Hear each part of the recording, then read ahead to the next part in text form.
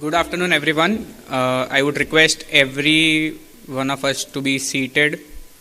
A warm welcome to all of you in Mumbai and in Bangalore. Happy Actuaries Day, and thank you for joining us for the 6th Actuaries Day celebrations organized by IAI in collaboration with Re. I will be your host for this thought-provoking and fun-filled evening. An event celebrating a profession like ours that has deep connections to continuous learning, difficult exams, cannot start without taking the blessings from Goddess Saraswati, the Goddess of Wisdom. I would like to invite our honorable guest, Amit ji, President Arunachalam sir, Council Member Anurag Rastogi, Senior Actuary D.K. Pandit ji, and a fellow actuary, Senthil, to light the lamp and begin this evening. Thank you.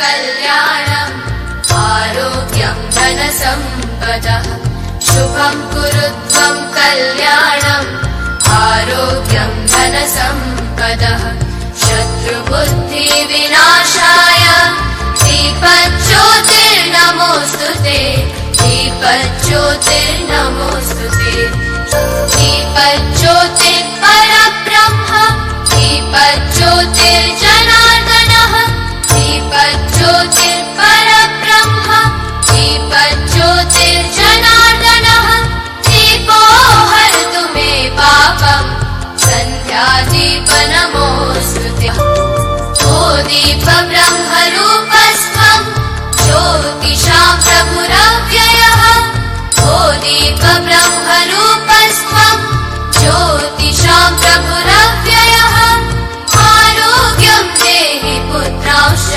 मतिं स्वच्छां हि मे सदा रवेरस्तं समारभ्य यावत् सूर्योदयो भवेत् रवेरस्तं समारभ्य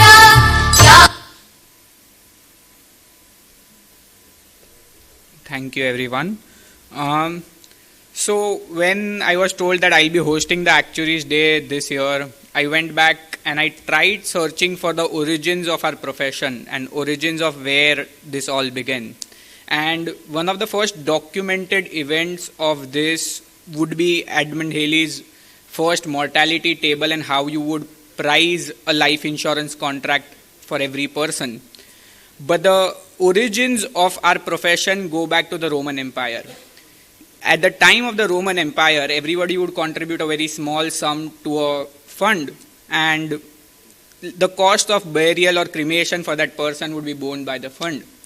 This is the history of a mutual insurance company. After that, during the English expansion, it is said that marine insurance providers sitting at Lloyd's provided the backbone of English expansion, both in form of colonial rule as well as trade practices that their traders could afford to do. The risky sea voyages that they were able to undertake was due as a result of the insurance that they were able to get. Actuaries sit at the critical juncture in the insurance industry. They are policyholders, flag bearer. They are also the ones who manage business risk.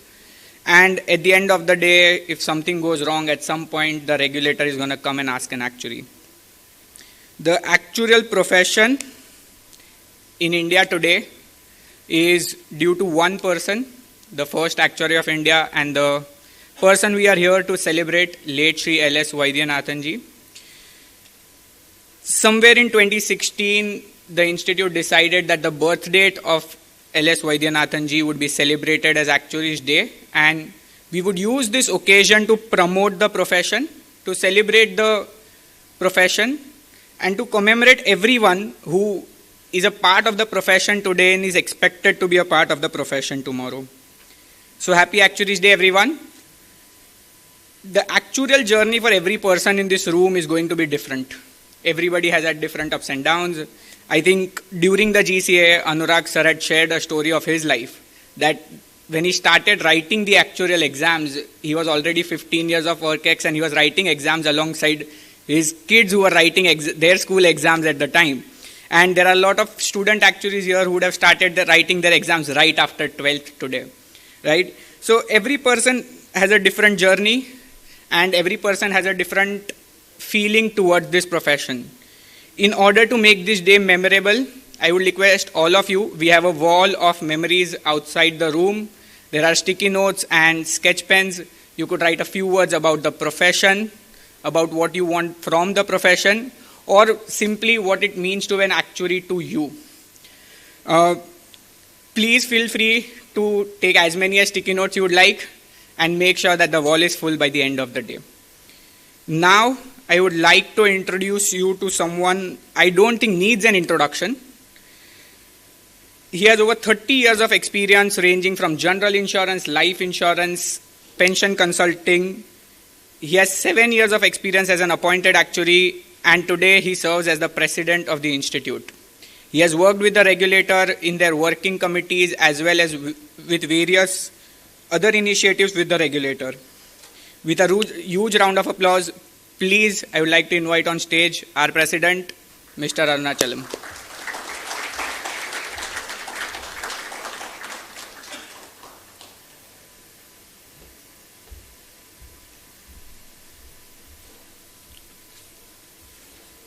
Thank you, Bhavesh. Good evening to all of you. Wishing you a very happy Actuaries Day. Today is a momentous day, as Bhavesh said. It's the birth anniversary of Shri L.S. Vaidyanathan. He also mentioned that the actuary started somewhere in Roman Empire. But I also feel that we have one of the Indian gurus. I feel that he himself is an actuary. Swami Vivekananda, right? He had so many quotes, but one quote which I liked it: take risks in life, right? If you win, it's for you, but if you lose, you can guide, right? And he has actually studied risk, and hence I call him as an actuary. With that, I thought I'll start today's session. I'll move the slide. We have our chief guest, Amit Kalra. I welcome you, Amit. Thank you so much for being here and accepting our invitation to be the chief guest for this occasion. This is an annual event we celebrate each year in memory of Shri L.S. Vaidyanathan, who's our first actuary. Sometime in 1926, he qualified from India. Swiss Re has also partnered. Amit is leading the Swiss Re India team from Bangalore, and they have partnered with us for this actuarial day event. And thank you for that as well, Amit, from my behalf and also on behalf of my entire profession and the council. Thank you. And I also welcome my council members, the senior members of the profession, my dear young colleagues, friends, members. This is a day to remember, this is a day to cherish and to inspire, right?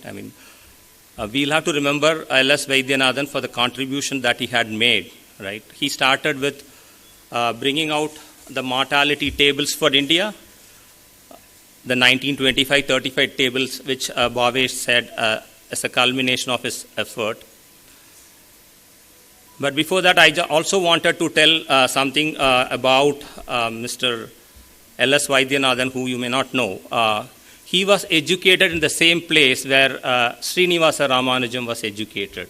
Yeah, both of them were educated in a place called Kumbakonam, down south, right? So there is a bit of math around that, and there are quite a lot of senior actuaries who have hailed from that place. One of the prominent actuaries, Mr. K.P. Narasimhan, and I think his name itself is Kumbakonam Padmanabhan Narasimhan. He hailed from that place. So it's it's a tribute, to Shri L.S. Vaidyanathan. He has created so many of us today, and we should take this forward for the newer generation. It's just not celebrating today, right? It's a journey. It's a journey that we have come through over a period of time, and as fellow members. Some of our student members and associates are going through the journey. We should celebrate each part of the journey, and today is remembering that journey and cherishing what we have achieved, and also looking forward to the future. So in that sense, I would like to go back and talk about what has happened in the past 1 year quickly.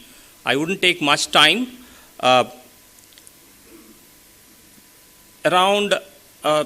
We conduct the global conference of actuaries during February, March. For the last 2-3 years, due to COVID, we have been conducting on an online basis. But this year, in 2023, we were back to a physical format. We conducted it in Delhi with 800 plus participants and 34 plus sponsors.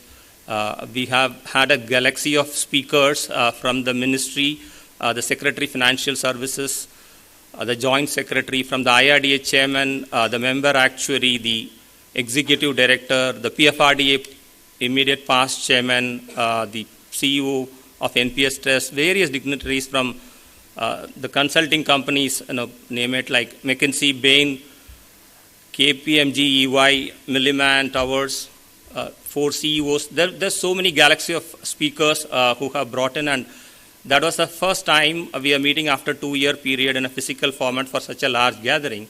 And that was a huge moment of success. And thank you so much for the entire organizing team. Anurag is here, who led the organizing group.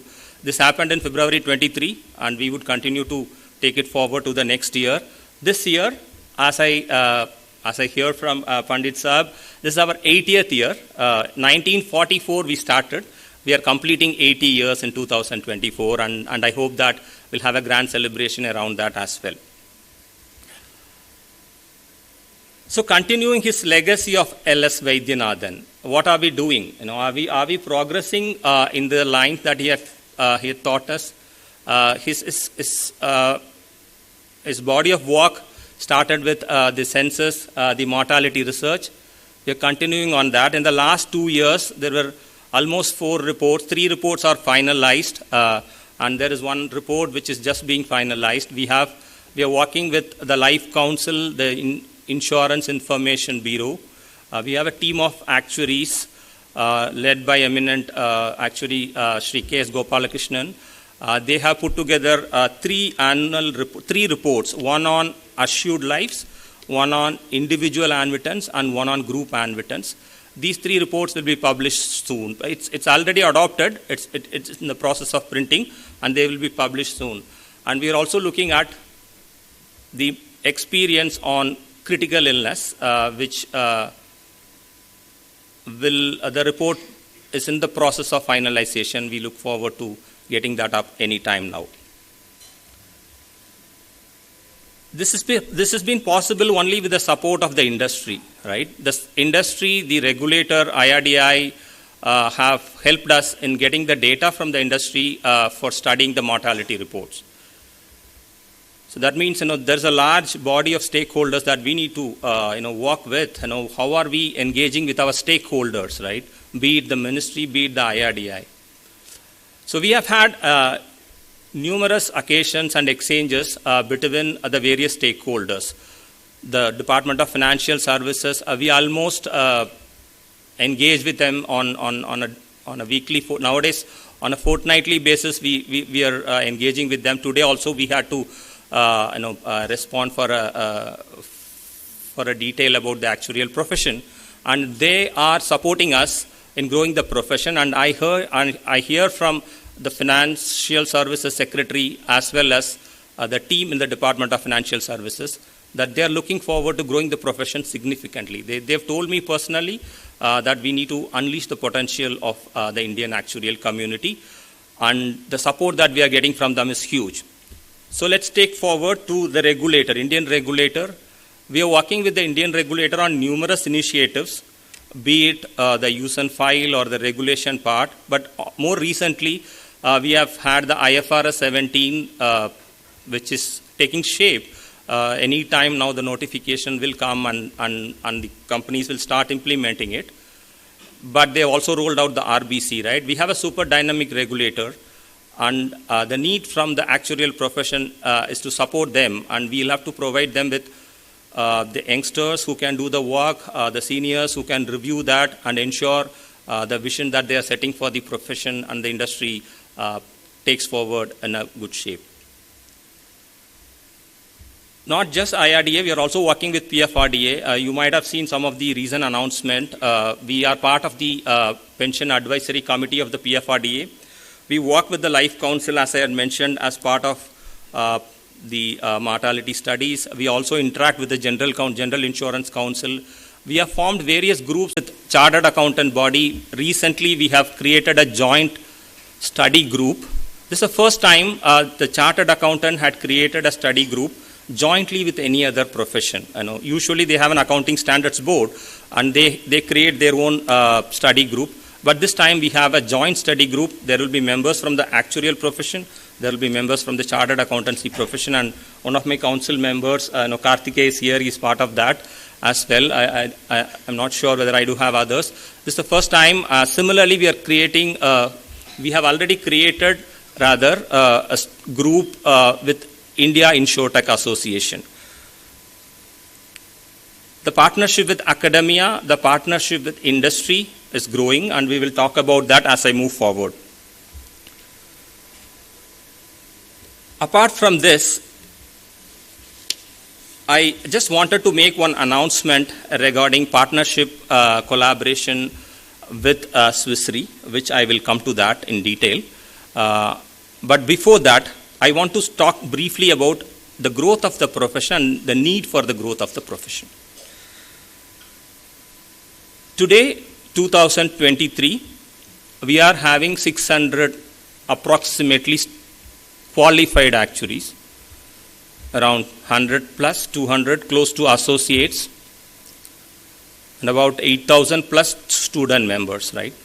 Whether this is an optimal level for the Indian as a country or the industry, we need to look at it. And we personally feel, and this is the feedback that I have got from every stakeholder, be it the industry, be it the regulator, or be it the government, we need to significantly scale up. This is not sufficient. And how do we do that?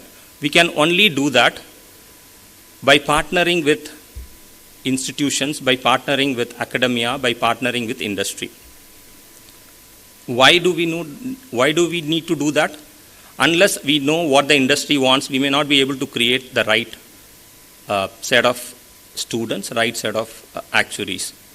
Unless we go and partner with academia, we wouldn't be able to scale up our academic capability. And hence, we have started looking at how we can do that. We have started something called accreditation of the colleges and universities, where the universities and colleges who are running actuarial courses can tie up with the Institute of Actuaries of India in offering courses. And as we go along, we would also look at exempting them from some of the exams of the Institute of Actuaries of India. To do this, apart from this, we also need some more enablers. As the regulator is evolving the industry, they are doing a lot of structural reforms. Rather, the government is likely to do the structural reforms through the passage of the insurance bill. And to support that, the government is relooking at the various acts, legislations, and laws. As part of that, they are also relooking at the Actuaries Act. We have had an Actuarial Act Review Task Force to look at from our perspective what are the changes needed. They have provided the inputs to the institute. We have taken it to the government and submitted, and they are looking at it. It may be presented along with the insurance bill at an appropriate time by the government. Let me come back to what happened in the last last period or last presidency, we have had a lot of initiatives which have been started by the earlier president and the council. Some of it are interesting, I should say. For example, we have started something called the Olympiad in Actuarial Science for Indian students and termed YSS. The first round is over. Let me be honest, I know the take-up rate is pretty low. We will have to create more awareness, but we are taking it up further. And we hope to look forward to getting about 5,000 to 10,000 registrations this year, if not more than that. But to do that, we need to create more awareness in the schools. And for that purpose, and also as part of our other initiatives, we have reached out to CBSE. The last year, we have conducted seminars, online seminars, of around 12, if I'm not wrong, 12 online seminars. Each seminar addressing about 750 to 800 principals and teachers of CBSE schools. That means around 10,000 school teachers and principals have been covered in the last 1 year, it's rather last 3 months, and they have been briefed about actuarial science. It's an awareness module, and they know about what is the actuarial science, what is YSS, the entire cycle of events that we do. Hoping that will trickle down to the students, we hope to achieve more registration this year on the YSS. There is a digital actuary magazine that all of you know. It's been received well, but we want more contributions from you, and we want more active engagement from all of you. There were technology projects which were started, which you will see the end of the delivery in the coming years, and that will benefit the members significantly. I'll come back to the accreditation, but before that, I would like to announce about the MOU. But before that, I just wanted to tell the younger actuaries, please follow your dreams and ensure that you complete the actuarial program in a very short time, because the profession is at an inflection point. There's a lot of growth opportunities, be it in the insurance, be it in the data science or data analytics, or else risk management, or else say banking or other allied sectors. It's significantly exploding, and you are at the right place at the right time, and hence I look forward to you to follow your passion and dream and qualify as early as possible.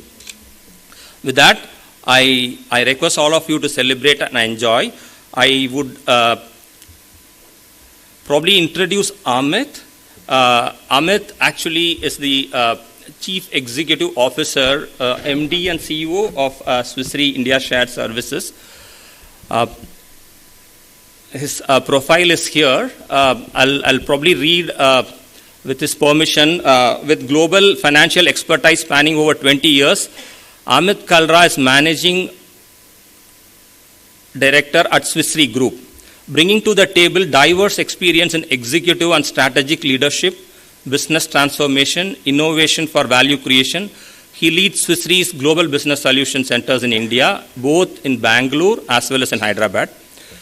Set up over 2,000 professionals across reinsurance value chain. That includes actuarial science. There are a lot of actuarial people who work over there. As the head of this business solution, technology and operation hub in Swiss Re Group, Amit is responsible along with his counterparts to help accelerate Swiss Re's competitiveness in the market, enabling transformation through research and develop focused initiatives, innovation and differentiation. And this is what I liked about Amit. And I'm very happy that he's here, and I'm very happy that he's also partnering with us in some of the initiatives which I'll brief. Amit joined Swiss Re in 2007 and established and steered the research and consulting team. Slowly he ascended to the leadership role. He hemmed the analytics and the non-life actuarial teams. In his previous role as head of strategy, he drove growth strategy and capability building initiatives of GBS India. He's part of the NASCAM. I won't go through this because it's a long, you would know him if you Google. But he's part of the NASCAM National and Karnataka GCC Council. He's been an independent director, independent board member for Institute of Insurance and Risk Management, Hyderabad. He has been collaborating with academia significantly. He has been collaborating with a lot of startups, a lot of initiatives on the artificial intelligence area. He's an entrepreneur in that sense, a significant entrepreneur. Prior to joining Swiss Re, Amit was with GE Insurance Solution and GE Capital Insurance, the GenPact. He graduated from the Delhi University, Masters in Business Economics, Certified Chartered Property Casualty Underwriter, and he's an associate in reinsurance from the Institute, London. Amit, please welcome, and thank you so much for accepting our invitation. Can I request Paresh?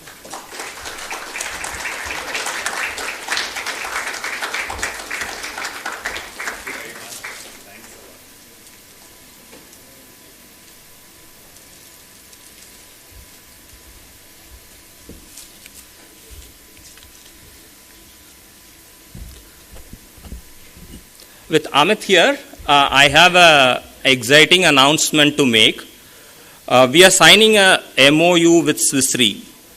MOU with Swiss Re. Swiss Re, is one of the, they have deep research expertise. They have immense talent pool. I don't have to say about the credentials. All of you know from the actuarial community. But what they have told us is that they will help us in bringing the academia and the industry together. And he being part of some of the academia initiatives, he had helped us in talking to some of the institutions as well. And that's where this MOU has come in play. We will discuss about that briefly. But before that, can I request a mic for Amit?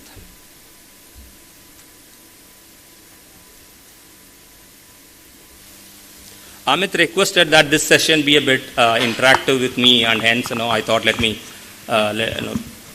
have a few pointers. That's fine.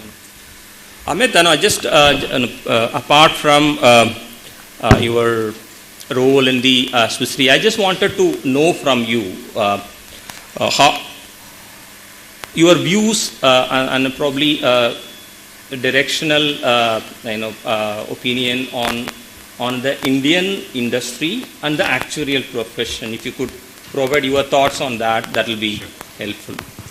So firstly, thank you, Arun, and the Institute for extending the kind invitation, and making me part of the Actuaries Day celebration. So greetings, best wishes, and happy Actuaries Day to all of you here in Mumbai as well as in Bangalore. So I guess, this is a great moment, great opportunity. In fact, I was quite inspired by, hearing about the legacy and the context about the event and also some of the inspirational stories behind. So firstly, when it comes to the outlook of the industry, especially when it comes to actuarial profession, I would like to talk about two key topics here. So firstly, it's the Indian insurance market outlook. Yeah. I'm sure each of you would be aware when we talk about insurance penetration, which is insurance premium as a percentage of GDP for India. Currently, that number is 4%, which just talks about, what is the protection levels that we have in the country.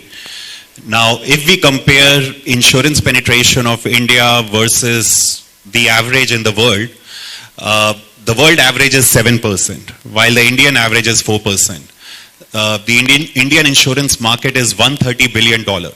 So all of a sudden, even as of now, we have significant protection gap in the country, which needs to be filled, and it's running in tens of billions of dollars, right? This protection gap needs to be filled with the right risk awareness. How do we come up with innovative product offerings, or how do we actually deploy technology or last mile access to insurance products across the cities and communities in the country? That's one part, right? The second part, which I would also like to highlight, because this part is often less understood, or the awareness level is quite low. India is also now a global hub for actuarial centers, right? So what I mean by that? So Arun talked about, in my introduction about Swiss Re, so we have close to 400 actuarial colleagues. Similarly, we have a lot of global capability center of leading insurance, reinsurance companies, brokers, which have massive actuarial centers. And it's not just limited to insurers, reinsurers.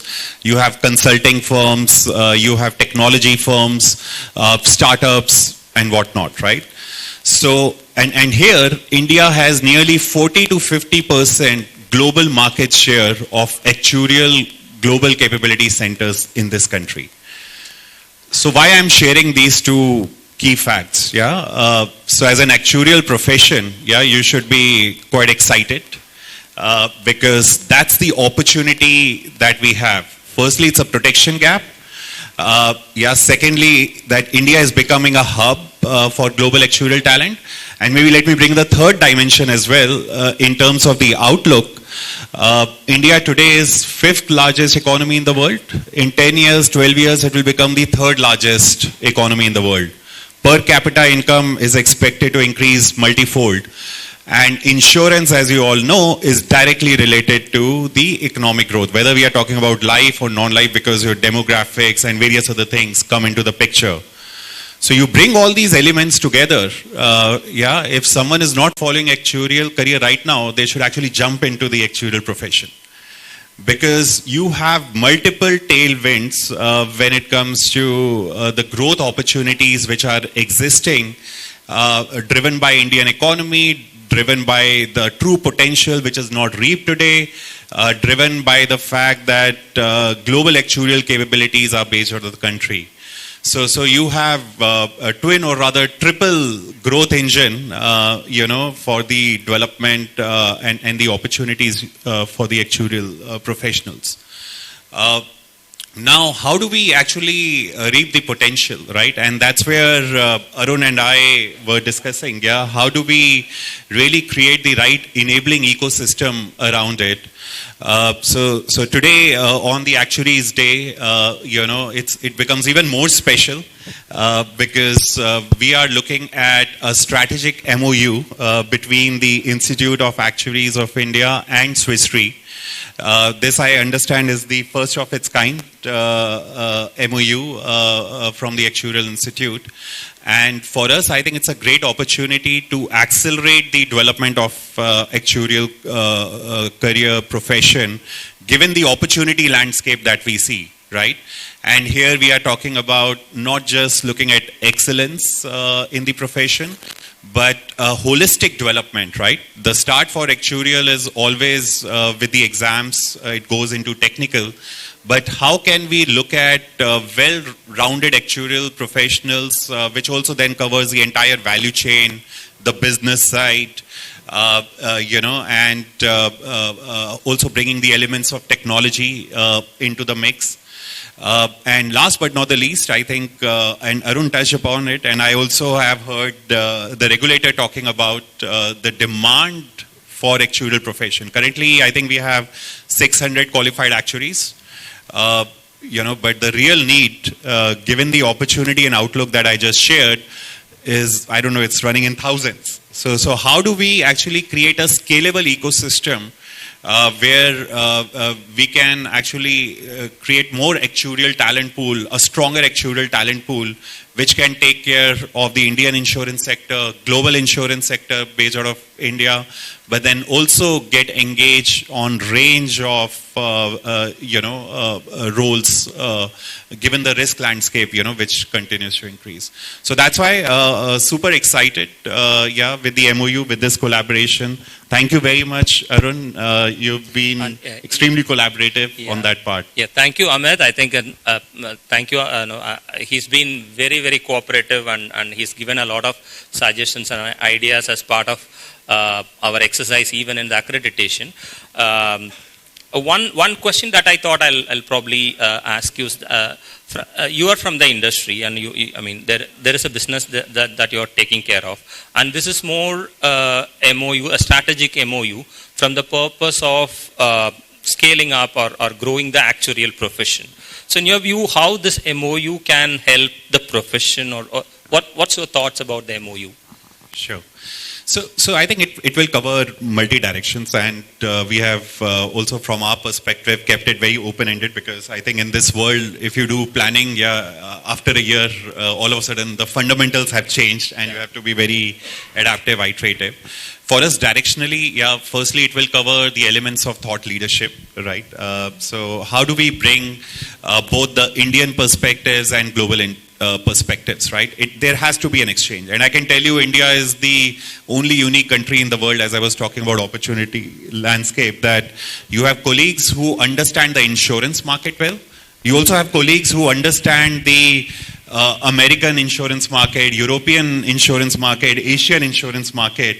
So the best practices, the experiences, what's working well in one region, you don't need to reinvent the wheel, so you can actually bring those synergies, and we need a platform through which we can bring the diverse perspectives, point of views, challenges, as well as untapped potential which exists in the market, how that can be delivered. So that is one element. The second element is and that's where the Institute of Actuaries, Shri, and then the academic institutions, right? How we can look at triangulation, right? And of course, also inviting other industry players into the mix as well. Because what we see from here, there are quite a few examples, whether in UK or Asia, where a lot of universities also offer courses on actuarial sciences. And thanks, Arun, for already going through the level 1 authorization review process, where we can have opportunities in the university academia where someone who's pursuing insurance risk management can also have specialization in actuarial, or you can have a standalone offering on actuarial science. And for successful candidates, they will also get exemptions on some of the initial exams from Actuarial Society. This can fast track the development of actuarial profession in the country. And of course, we'll work together in terms of what is needed from program design, from guest lectures, and various related engagement, because there will be a lot of investment which would be required if we have to reap returns over mid to long term. Thanks, Ahmed. I think, as you said, the only way to success is through partnerships, right? We cannot be sitting in an isolated corner and then grow the profession. Thank you for that. But just wanted to understand from you about the partnerships that you have on the academic side. Of course, the business is different, but you are also partnering with the various academic institutions, academia, and also your thoughts on artificial intelligence. As I know that you've been supporting the AI ML part quite significantly, and hence your views on academia partnerships from Shri, what you are doing, and also on the AI piece, and especially for the guiding the actuarial profession on the AI. No, great. So currently we have multiple partnerships with the academia. So we have with IIRM in Hyderabad, which is actually supported by the regulator IRDAI. We have a similar partnership with National Insurance Academy, Pune. And in North, we have partnership with the Birla Institute of Management Technology. For us, it's more about how do we support the academia, create more awareness of the entire value chain of insurance, reinsurance. Yeah. So one aspect is that, of course, through masters in insurance or risk management, people go through the fundamentals more from the academic. Our value creation comes more about some of the case studies, how a real life working environment looks like, and then bringing global perspectives through guest lectures and various other sessions, and then also contributing through advisory, in terms of what are the needs of the industry. As I mentioned, for us at Swiss Re, we see the global perspectives from across the region, including those from India. So it becomes good for us to just share and exchange more. And Swiss Re globally very much believes in the ecosystem development, and that's where we would like to build as many partnerships and also then bring partners together. I think that's the differentiator, that we would like to establish with this collaboration. You talked about AI, right? So if I make a bit of general comment firstly, if we look at the insurance industry in India, right, you have one section of people who understand their technicals very well, or at max they will understand the business very well. That's one section, and I'm sure that also includes all the actuaries, who are involved either on reserving, pricing, model development, and so on. And then you have another section of professionals who are experts in data, digital technology, right? And you also see the trend of more digital savvy insurance companies or insurtechs which are coming. Either they are our full-scale digital insurers or they are ecosystem partners or enablers, right? Now, that's where I actually see the opportunity for actuaries. So actuaries are, one of those unique professionals which can actually trigger the integration of both of these worlds.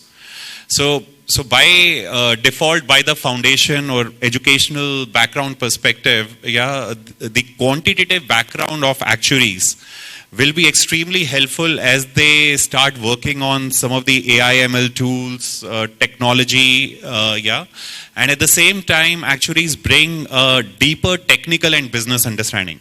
So that's where I see the convergence, where actuaries can actually bring the business and the technology together, and the future for insurance is actually on those lines.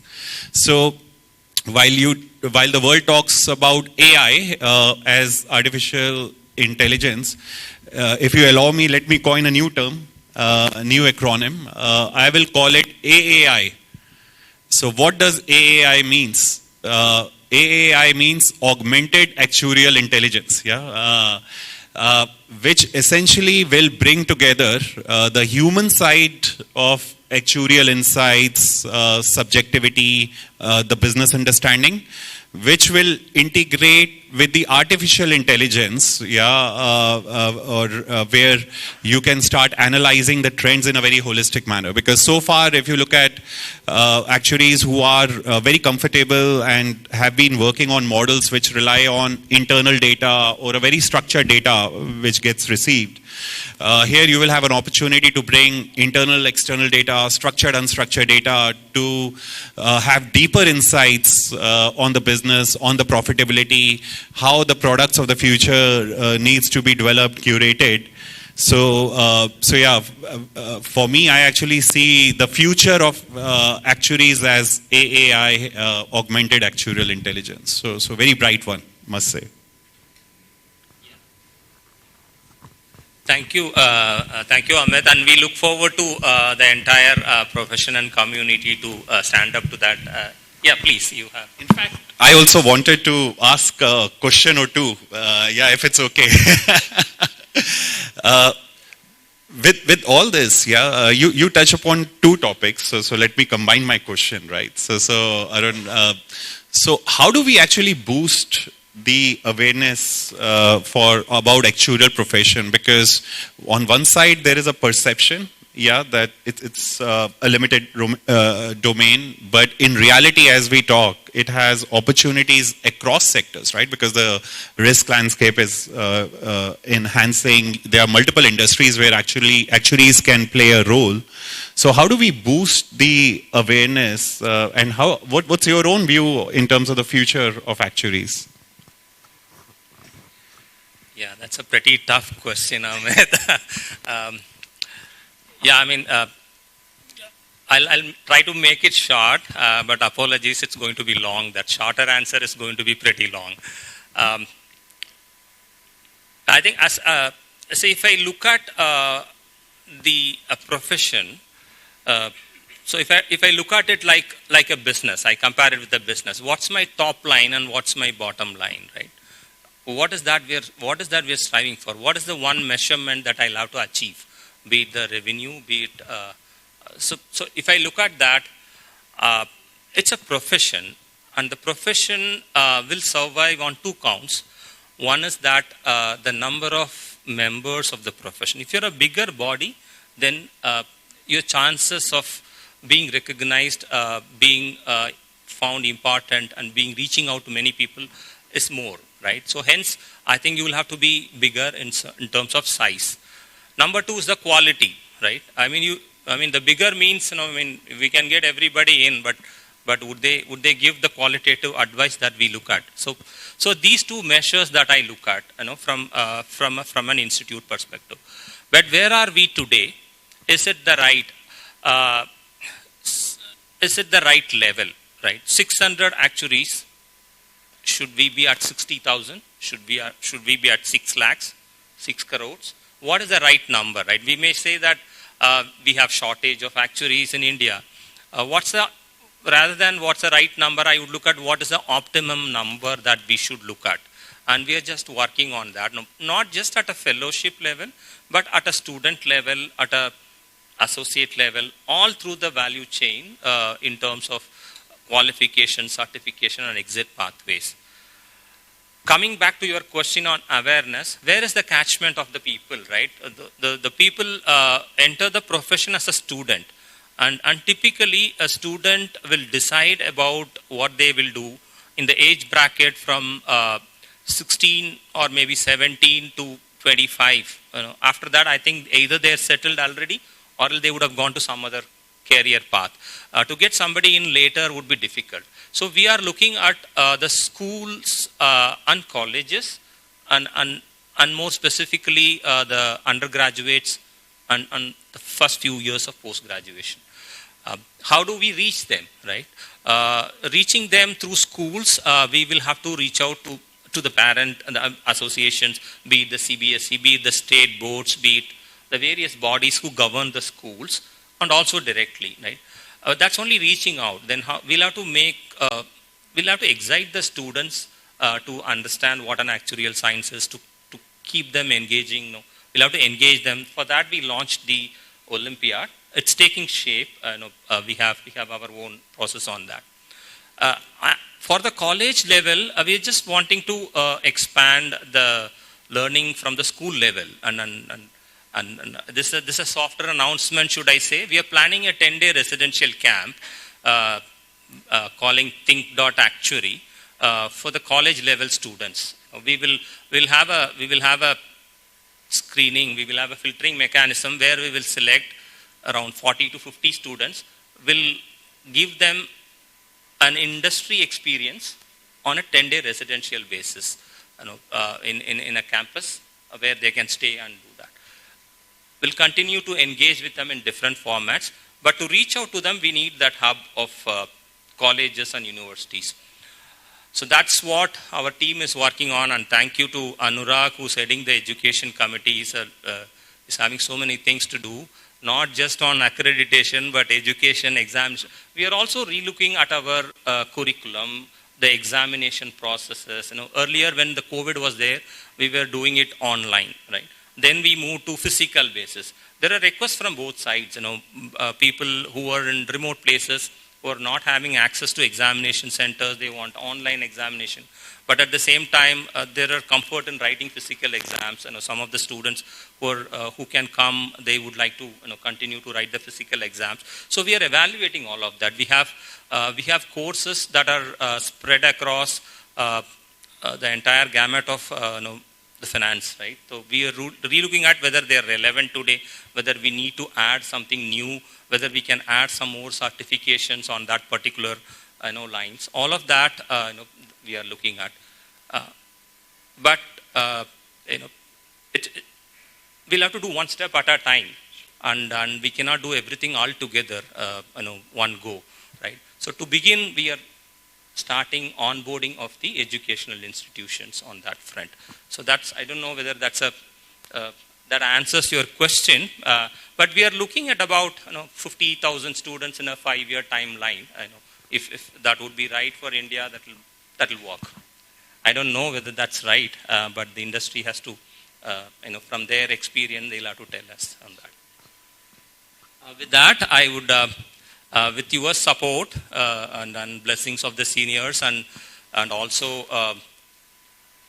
the council, our council member Anurag is there and Karthikeya is there. With all of your support, I would like to sign this MOU with Shri.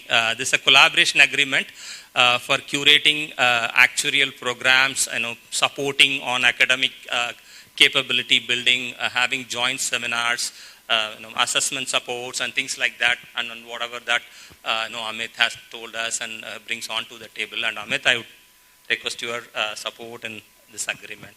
Can we sign this? Sure.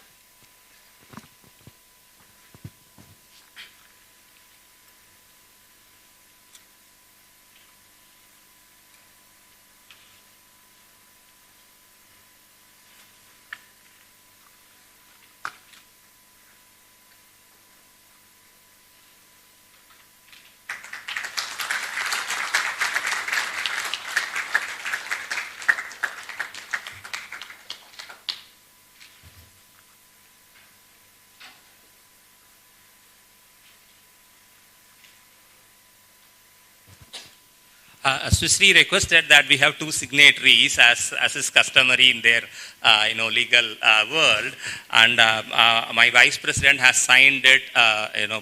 She's traveling. Preeti Chandrasekhar, our vice president, she's traveling currently from the US to India. She has agreed for this MOU, and on her behalf, we have already taken note of her signature, and I request Sendil to sign on behalf of Shri.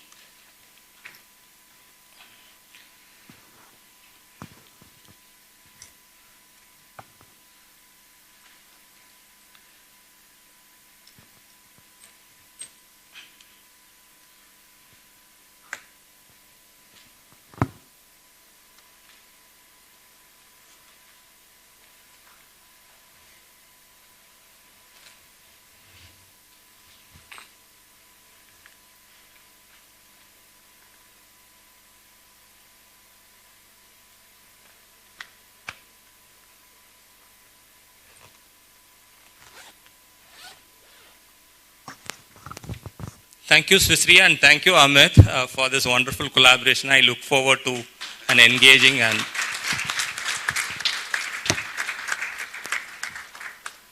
congratulations.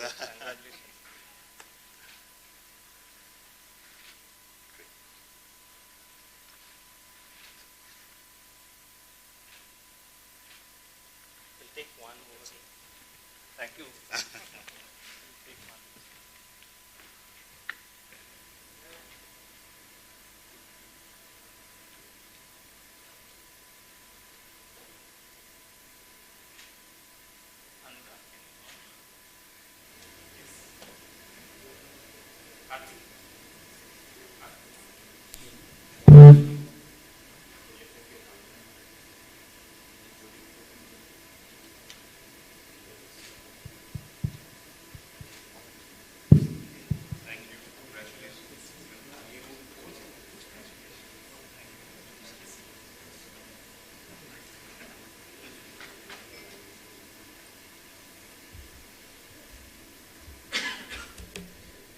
I would request the President to present Amit ji with a moment on behalf of the Institute.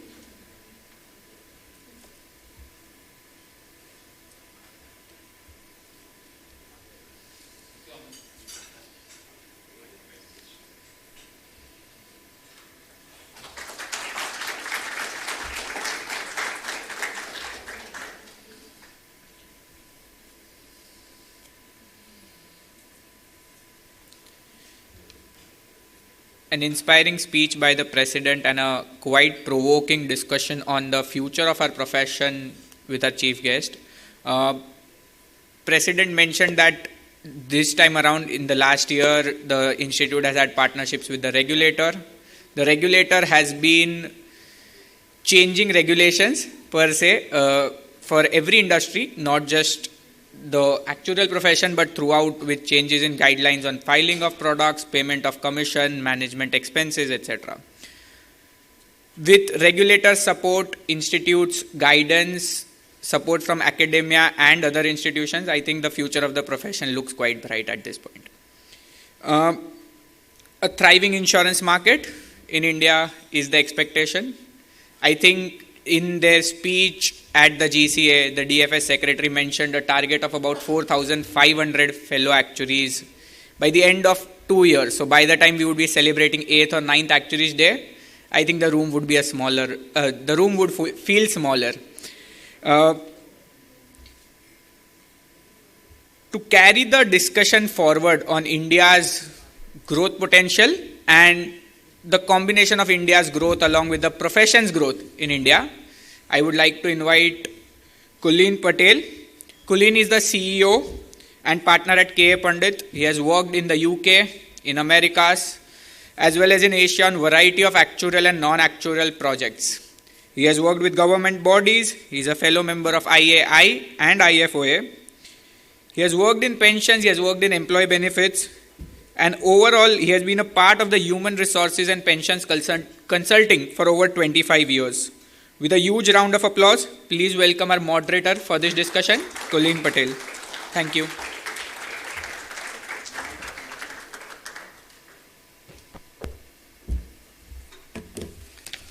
Well, good afternoon, everybody, and welcome, and thank you very much, the esteemed President, for inviting me to moderate this session today. A little disclaimer, as all actuaries always have their disclaimers up front. If there's any errors or I make any mistakes along the way, please forgive me. I've just been asked to come in and step in to moderate this session, and I'm actually really glad that I did, because we've got a fantastic panel that all of you are going to hear from a variety of topics, and most importantly, the benefit of their vast experience in all the different fields that we have had so far in the actuarial profession. Let me introduce, without further ado, our first panelist. I'd like to introduce Mr. Anurag Rastogi. Anurag is a qualified actuary, of course, and has had a specialization in general insurance and health insurance industry, and comes with a wealth of experience of over 30 years throughout the actual operations of an insurance company. 360-degree experience here with Anurag, right from underwriting, sales, claims, and everything. Not only in this country, but Anurag comes with vast experience of having worked with insurance companies in the Afro-Asian countries as well.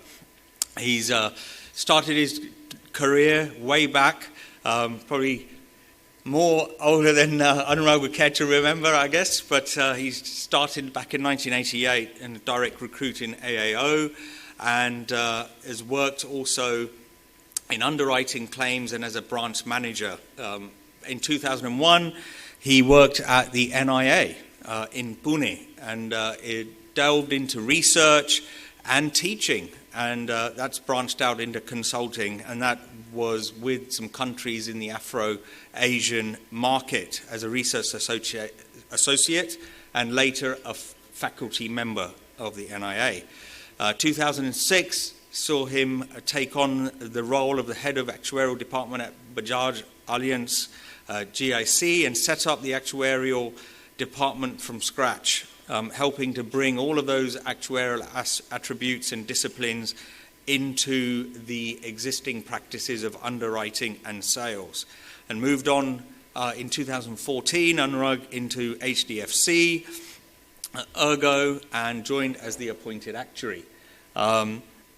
Moving a little bit more now broader into the business side of things, and finally was the president, chief actuary, and chief underwriting officer of the company, and right up until 2022. Since then, Anurag divides his time between voluntary work for the profession, and he's a regular and very visible, esteemed senior member of our profession, and we've seen him even more visible over the last year or two, and he devotes a lot of time as a council member, various of the groups, and is chairperson of the education committee at the IAI, and he speaks regularly in forums like today, but also out there in industry to represent our profession in a fantastic way, and also in a way to mentor all of you youngsters.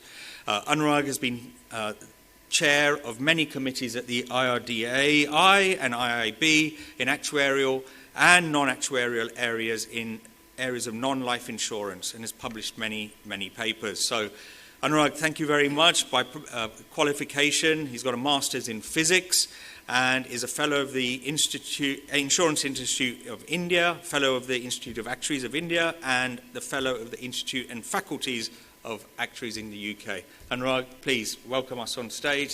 Thank you very much.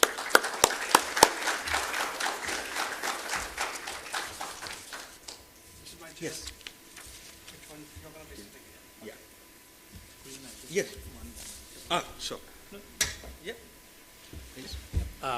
Thank you, Kulin. With your permission, and Anurag is leading the education committee. He is the chairperson of the education committee, and with the blessings of the seniors of the profession, on behalf of the profession, I thank Anurag for taking the role, and he's been contributing significantly. I just want to make an announcement. The education committee has reviewed the accreditation criteria that we have been doing, and I'm happy to announce on behalf of the profession and the council, level 1 onboarding of 2 colleges. What this means is the accreditation comes in 2 levels. The level 1 would be accrediting the institution, and the level 2 would be giving exemption for their courses in some of our actuarial examination. And we are already talking to around 8 to 10 institutions. The level 1 review have happened. They have completed the assessment, and I'm happy to announce the level 1 onboarding for 2 institutions: Institute of Insurance and Risk Management, Hyderabad, IIRM, and Bishop Eber College, Trichirapalli. They have been successful in the level 1 onboarding, and now they will move to the level 2. And we continue with the level 1 assessment and onboarding of further institution. And I'm sorry, Kulin, to interrupt. I thought I'll just make this announcement, as Anurag is here. Thank you.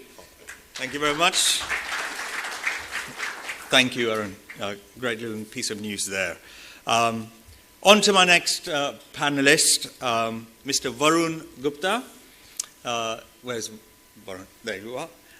Varun is the Chief and appointed actuary at Bharti AXA Life Insurance, qualified as an actuary under the India Institute of Actuaries of India, and also the Institute and Faculties of Actuaries in the UK.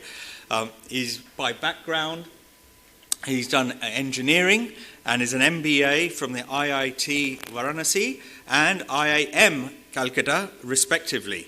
He's been in AI activities and has held several positions, including the chairperson of the Examination Advisory Group as well. So with that, thank you very much, Varun, and please welcome to the stage.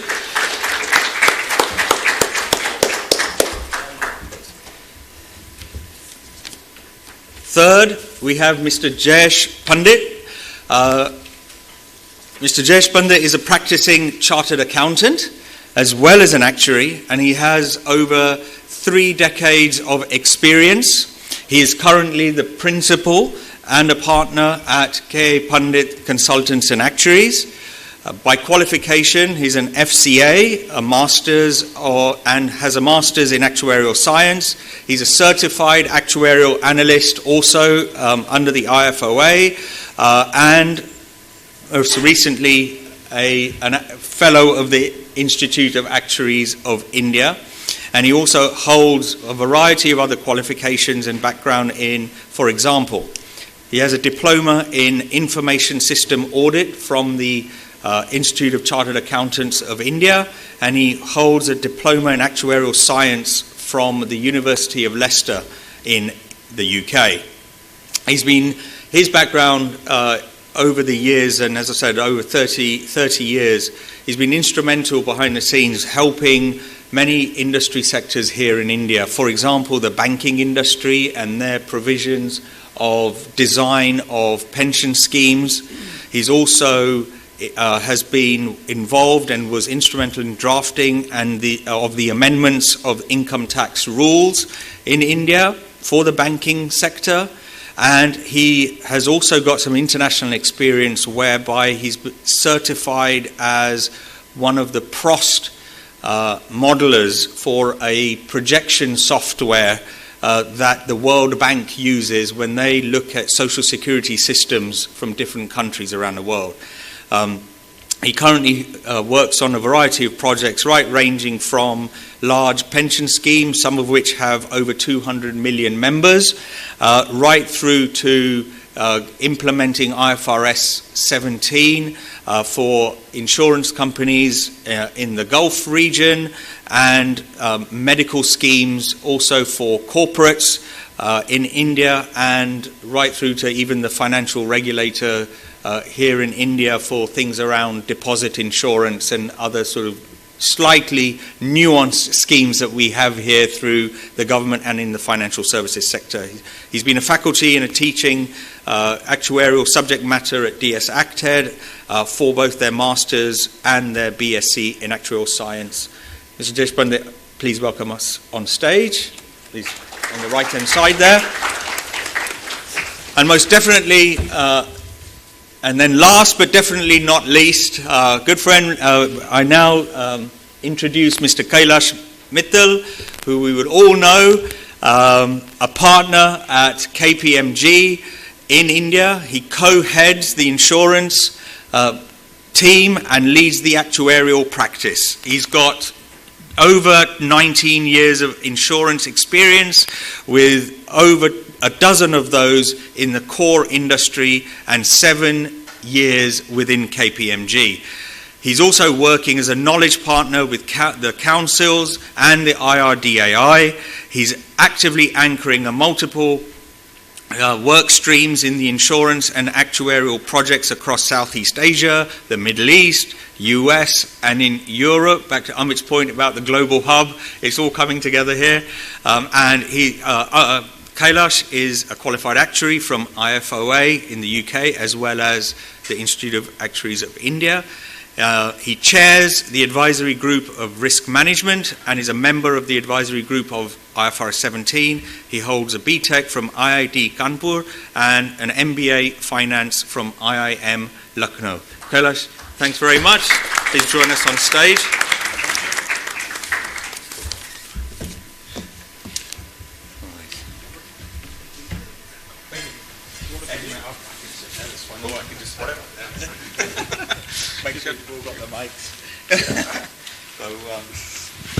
So I'm going to, can I just have a quick show of hands? Who out of our audience here is from student community? That's whether you're at colleges or you are a student member of the institute. Can I have a raise of hands? Okay. Gives us a good idea of the makeup of the room. So as I said in the opening, we've got an immense amount of wealth of experience here, and also from different domains and different working environments in which they practice the profession right now. What I'm going to do, and all of them, I noticed something, of course, is that all of you were probably in the profession. You were in the profession before it kind of became an institute here in India. I think we're about, 16, 17 years almost when we became from a society of actuaries to the institute. And so no doubt you've seen that transition as well. So let me start with Anurag. With that transition from when we've become an institute, and obviously the insurance industry and the broader profession kicked off when the insurance industry opened up 20 years plus ago. If you look back, can you think of maybe two or three things that over this period, from the time we've become an institute of actuaries or when the insurance industry has opened up, can you think of two or three things that have been major achievements for us as a profession when you look back? You've been, as I said, involved from the start. Sure. Thank you very much, Colin, and thank you very much for having me here. It's an honor for me. If you talk about how the profession has progressed, I think there's no comparison between what it was at the time of opening of the industry way back in 2000 to where it is today. And if I can divide this answer into two parts, one is the regulatory role of the profession, that is actuaries, and the other is the business role of the profession. And I need to bring that because the second part is very, very dear to me. And if you look at the regulatory part of the actuaries with the, in general insurance, and I'll talk only from the GI perspective, nobody knew what an actuary is. When I came into this profession, people said, what the hell are you doing here? There's nothing to do in this. If I look at the appointed actuary regulation in 2000, it had actually all the regulatory work that an actuary does today. It was there in 2000 also, be it involvement of actuaries in pricing or reserving or maintaining solvency or the authority to attend board meetings and the right to speak in the board meetings and give advice and everything. But the only place which was required to be certified by an actuary was an IBNR at a quarterly basis and nothing more than that. And so most actuaries at that time did not involve themselves in anything more than that. Come 2006, the file and use guidelines came and which required the actuaries to sign the product pricing. And then the involvement of actuaries began in product design and pricing of products. Then in 2010 came the financial condition report and asset liability management. And so the role of actuaries has been increasing over the years. And if I talk about the last decade, the 2010 to 2020, the major progress in this has happened during the last decade when an appointed actuary today is virtually involved in every single aspect of an insurance company's operations. And he holds a very, very responsible and respectable position. In 2000, when the appointed actuary system started, the regulator, because there were no actuaries, there were no GI actuaries in the country, and so regulator said that for life insurance you need to have an employee who will be the appointed actuary. For general insurance it can be an employee or a consulting actuary. Even up to 2010, I would say that all the actuaries, nobody in the GI industry looked at anything beyond the regulatory work. But in the last decade, people have moved to every area. Today you have GI actuaries who are in underwriting, you have actuaries who are in sales, who are CFOs, who are CEOs. And so the progress has been phenomenal, and there's no comparison to what it was in 2000 or in 2006 to what it is today. Yeah, I can see that. And your role, variety of roles that you've had is a testament to that as well. Varun, how have you seen it? The life insurance, I guess, is sort of one of those core anchors that, Anurag just referred to it. How have you seen how we've developed in the last 15, 20 years? And yeah, I think two or three things that you can think of that have really kind of marked that progress. Sure. I think first I would like to begin by wishing all of you a happy Actuaries Day. I can tell you my wife is a doctor. The kind of wishes she gets on the family groups also, I don't get that. and I'm sure many of you don't get that either. So it's an occasion to at least wish each other. So So happy Actuaries Day. From a life insurance perspective, I think things have been a bit different compared to general insurance. The way the profession started, a lot of responsibilities on appointed actuaries of life insurance were already defined there. And perhaps I would want to cover that a bit later. But in terms of the profession as a whole, I think two things stood out for me, specifically for the Institute of Actuaries of India. The kind of standards we have maintained as an institute, I think this is really something which needs to be applauded. Right now, and it has happened in the past also, the Indian actuaries are working with a lot of multinational companies, and they are always under scrutiny with people who have had much more experiences. So that is something which is a testimony to the institute and the quality of talent which we have had. So that stands out for me in a big, big way.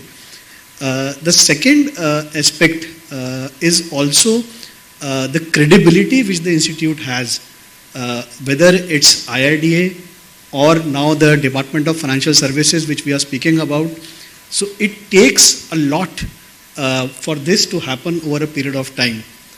Just imagine and imagine an institute which is, and if I were to take the IAI birth date, then it's still in its teenage years. So as a teenager to have these kind of achievements which have happened so soon is something which if I were to think like a schoolboy or an IAI itself, then I would cherish that. There are challenges also which I foresee, but perhaps I will give Mike back to you. And come to those in a minute, for sure. Just what about yourself? You've seen it, seen DK sir and your grandfather start the firm in 1943. So how have you seen the progress of the actuarial profession? And again, two or three things that you can pinpoint that have really demonstrated the progress of the profession from your view of the world. As Happy Actuaries Day, and being from the oldest actuarial firm, I think my grandfather was the instrumental who started the Actuarial Society of India. From the perspective of what we are into, we are into a different line altogether. We are into pensions, and that caters to much more corporates than the insurance industry, right? So we get into touch with many chartered accountants, and the previously what used to happen is chartered accountants were not that much serious about what actual report they are getting, and they were just taking the report as it is. But in last decade, they have learned a lot, and they are half actuaries, right? So the queries what you receive from the chartered accountants for the work you have done has been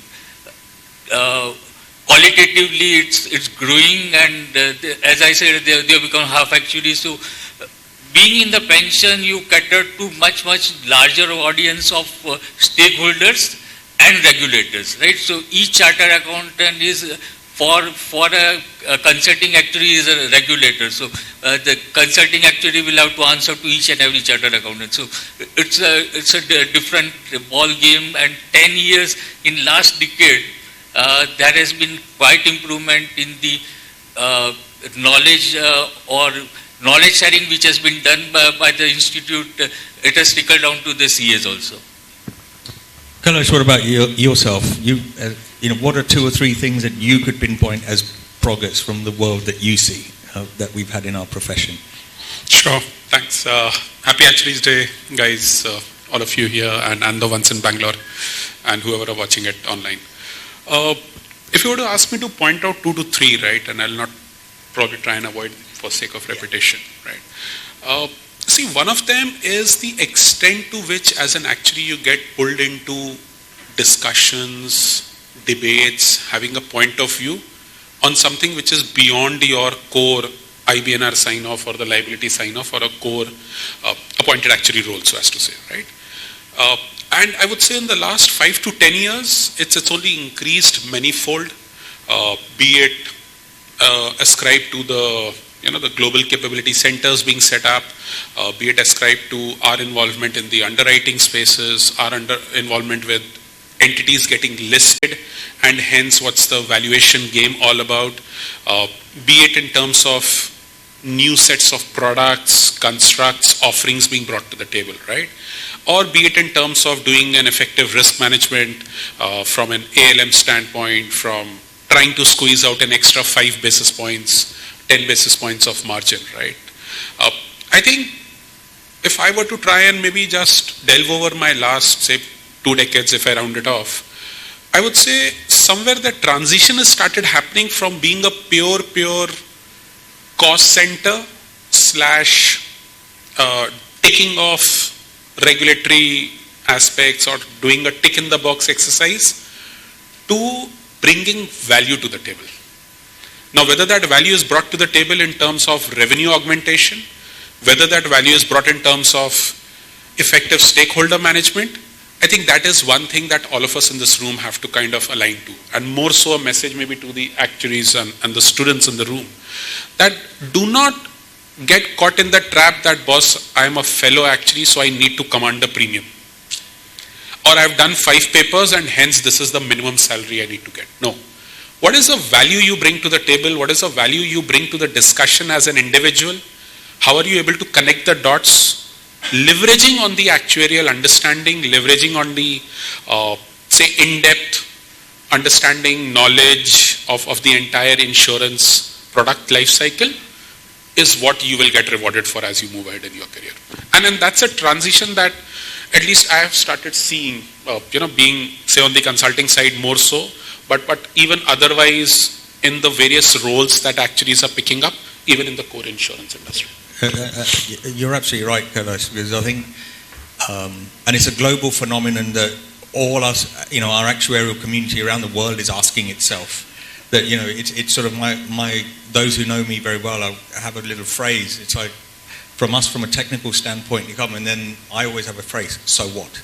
Right? And it's being able to answer that so what that is going to be so important for the future generation of actuaries. And especially with, data scientists, statisticians, all of that sort of professions coming in, how do we stand apart? And that's something that, back to Kailash's point about what's the value add you're bringing. So, Varun, what is next in the life insurance industry in terms of where you see value add being required? How, the traditional roles are there, that's all there, but now how do we expand that? Where is the value add? I've combined a couple of themes that, was there just to kind of broaden it out and enable you to have that forum to say that. Yeah, so there are, is it audible?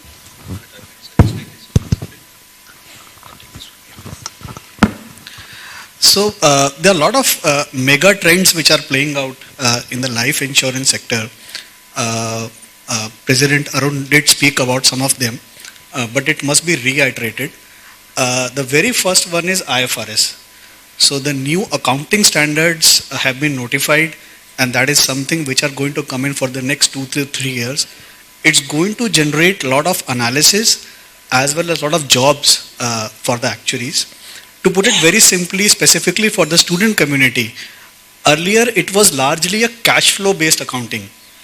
So there are those premiums, there are expenses, there are commissions, and finally there is an item called reserves which used to come from the actuaries, and that's about it. So they were pretty much de-linked in that sense. With IFRS, everything becomes very, very integrated, and therefore that is one big mega trend in the life insurance sector which is going to play out. The next one is risk-based capital. In 2009, I did my first quantitative impact study based on Solvency II of Europe. And I was waiting that when will Indian market finally adopt it. So good news. Last week itself, the regulator has notified the first quiz, and that is another aspect which is going to play out. Now, what will happen is, one is the analysis, but second is the risk management will now play a very, very big part. Earlier, it was a factor-based regime, so therefore, there was no reward a big reward for actually managing the risk. Now, asset liability management, derivatives, reinsurance, all this will have a quantifiable impact on the capital one could hold. So that is the second big mega trend. The third is the theme of simplification of the regulations. So use and file, going to principle-based regulation. So what all of that is going to do is going to accelerate the product development process. And therefore, the need for actuaries in life insurance is actually going much beyond core areas. So it will go into systems, it will go into administration, it will go into underwriting. So those are the three big mega trends, Colleen, as I see. Yeah. And Anurag, what about from a general insurance perspective? As you said, it it was a lot more open to where we needed, what the role was, even from the start. So what do you now see going forward? No, definitely. I mean, so the three mega trends that Varun talked about are going to be impacting everybody, be it life insurance or general insurance or health or pensions. So I'll move to a slightly different area with another mega trend that I see, and which started as a trickle in the last decade, but I see that picking up really, really fast. In next 3 to 5 years, I see retail underwriters being replaced by actuaries. And I'm very, very clear about that. I'm already seeing that happening in a couple of companies. I started that way back in 2010 in a company that I was working. But today I see most companies have at least 1 or 2 actuaries working in motor insurance, rule-based health insurance, not medical health insurance, but non-medical health insurance, small ticket size, other retail insurances, crop insurance, actuaries, and I see that all these underwriters, traditional underwriters, will be replaced by actuaries in another 3 to 5 years. So I see underwriting being divided into 2 parts. The key underwriting role of what risk to write or not to write, at what terms to write and what price to write, and under what terms and conditions to write. That will be driven by actuaries and actuaries only under a completely automated and rule-based system, and that will be driven by actuaries. And the other will be an underwriting operations, which will be the, it can be operations people, it can be those who used to be earlier underwriters. That is one trend that I clearly see. The second trend I see is that, as the number of actuaries are increasing in GI, I would expect actuaries to move, and in 5 years, today you have, actuaries in almost every single aspect of general insurance. It's a trickle at this point in time, but in the next 5 years, I clearly see a lot more actuaries moving into underwriting, a lot more actuaries moving into claims analytics, a lot more actuaries moving into sales, and CFOs and CEOs. These are things slightly different from the the traditional actuarial role, but this is what I see happening in next 5 years, or at the most by the end of this decade. Yeah, the world is our oyster in terms of the roles that we can take and add value to. And Kailash, we've sort of heard from, let's call it industry, those who are deep rooted in the core industry, and you have been, and you get to see both sides. You've been for now, as I said at the start, 7+ years in consulting. Now, for us as consultants, it's all about helping our partners, colleagues, clients make informed decisions.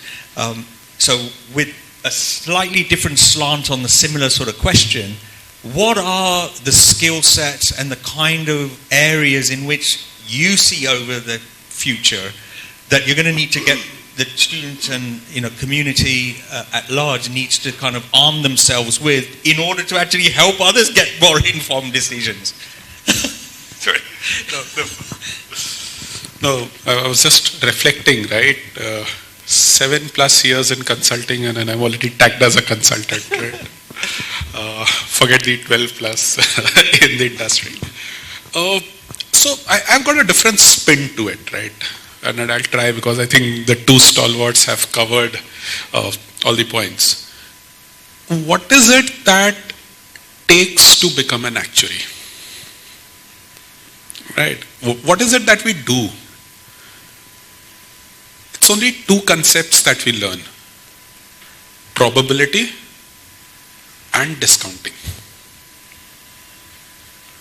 I don't think so there is a third concept that we learn as an actuary, right? All along. You're either dealing with probability or you are trying to discount. And the discounting is also restricted to half the actuaries, which is the life actuaries. The non-life actuaries have been out of discounting so far. IFRS is now nudging them towards discounting. Let's put it this way, right? I think there is a third element to it which is far more powerful, and that is communication. As an actuary, there is so much that your model will tell you as an output after you've applied your probability, your discounting, and whatnot. It's that communication that we need to kind of develop, build on, imbibe, especially when we are dealing with people who are non-actuaries.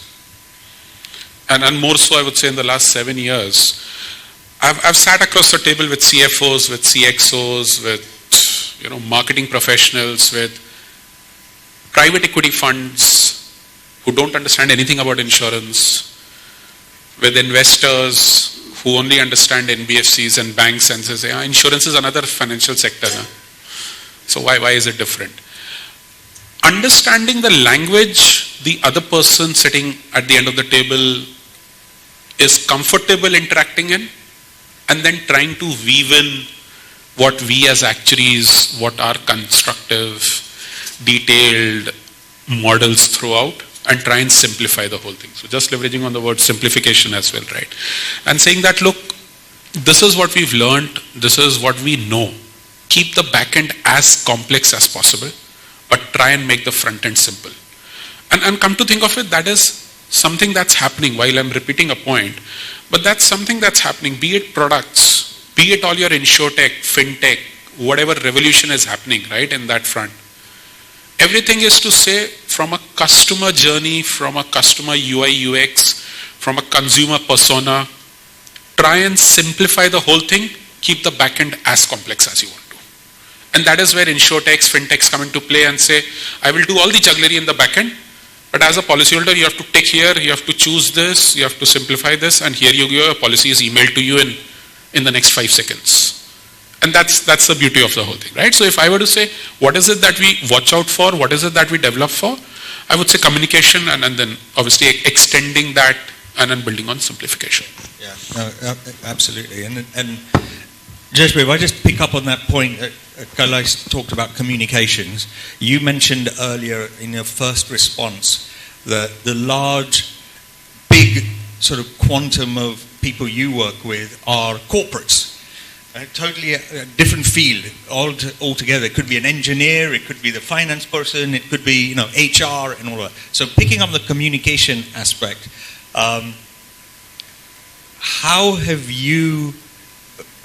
where do you see the opportunities lie in that corporate space? What are some of the things? Because that, as an actuary, if you get the communication bit right, you could expand out to many other areas, keeping the engine at the back very complicated, but be able to portray something that's quite simplistic in someone else's language, widgets and whatever else. So what are your thoughts on where else our skill set could go, which is beyond, if we communicate it well, beyond the traditional sectors? Thank you. I would first go with what Mr. Kailash said. If you communicate properly, then you have consulted properly, right? So otherwise, no one actually reads what is written, but once you have communicated what you wanted to say in the precise management letter, that's what would go, right? From the student's perspective, there are a lot of opportunities available in the corporates when you think about compliance is the key, and risk management is, everybody's looking at a risk management, right? And each and every industry is facing a risk, right? So if you sort of see each risk as your input which you can give to the corporate, you can do lot of consulting, or one can join the corporate as a risk consultant, or one can see at what all policies can be taken as a corporate solution, right? So, but whatever you do, I would go with that. Unless it is communicated properly, no one is going to buy it. So, just improve the communication, and then your back-end knowledge is great. And I think from what thank you, Jeshwari. From what I've also seen is that in the corporates, in the opportunity for actuaries, I've seen more and more where we're quite used to dealing with business to business. Our stakeholders, our business stakeholders. But I'm seeing more a trend where actuaries are going to the consumer directly. There may be, and one specific area is the increase in actuaries who are getting into financial advisory. They're already got speaking with certain employee base, and now they're expanding that into IFA networks, and using those sort of qualifications in there, and many others, the opportunities that you can have. Conscious of time, conscious that I don't grill you too much, so I'm going to ask a last question of all of you, one common question between all of you. And it's something that feeding off, and I just thought of it as Amit was speaking earlier, the augmented actuarial intelligence. From each of your domain areas and your experience and what you see of the world, where do you see the maximum opportunity and the maximum threat from AI or students being exposed to ChatGPT and other languages and other platforms like that in your work and in your studies and all of that? So one opportunity and one threat from each of you. Yeah, go ahead. I think the question is very, very similar to what the actuaries faced almost 50 years back when the computerization started. And I remember there were protests and people talked that they will take away all the actuaries' job as the computers come. Today, you can't think of an actuary who is not good at coding, who is not good at computers, because everything, all the complex models are built on computers. We are going to say the same thing a couple of years down the line about AI and ML. Somebody said that AI and ML is going to take away the jobs of actuaries. I say, no, that's not right.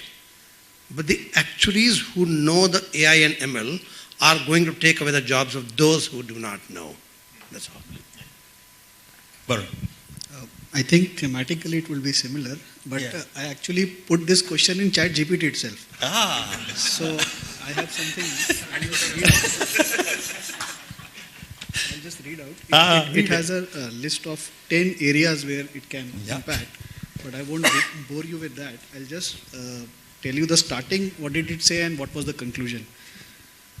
AI is likely to transform the field of actuarial science by automating routine tasks, improving data analysis, blah, blah, blah. It's going to significantly impact actuaries. This was the starting statement, and then there were 10 areas, scenario analysis, regulatory compliance, data analytics. In the end, it says, it's a conclusion.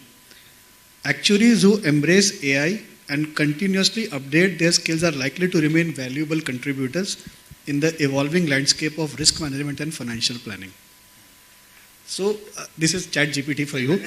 So I think the big thing, and as Anurag also mentioned, this is something which is inevitable. If you look at the history also, and I believe that history repeats itself, do you know which was the most valuable currency before the US dollar? It was, somebody said pound. And before that, it was the Dutch. So what are these trends which develop over a period of time? So when the Dutch currency was in vogue, that was a time when European explorers, the sea voyages were the main thing. Second, industrial revolution, which was the pound. Then was the tech revolution and consumerism, which fueled US. And so you need to catch on to those things which are happening rather than fighting them. So, as I summarize, AI is that thing which we then need to work along with and develop things beyond that. We need to be more value added.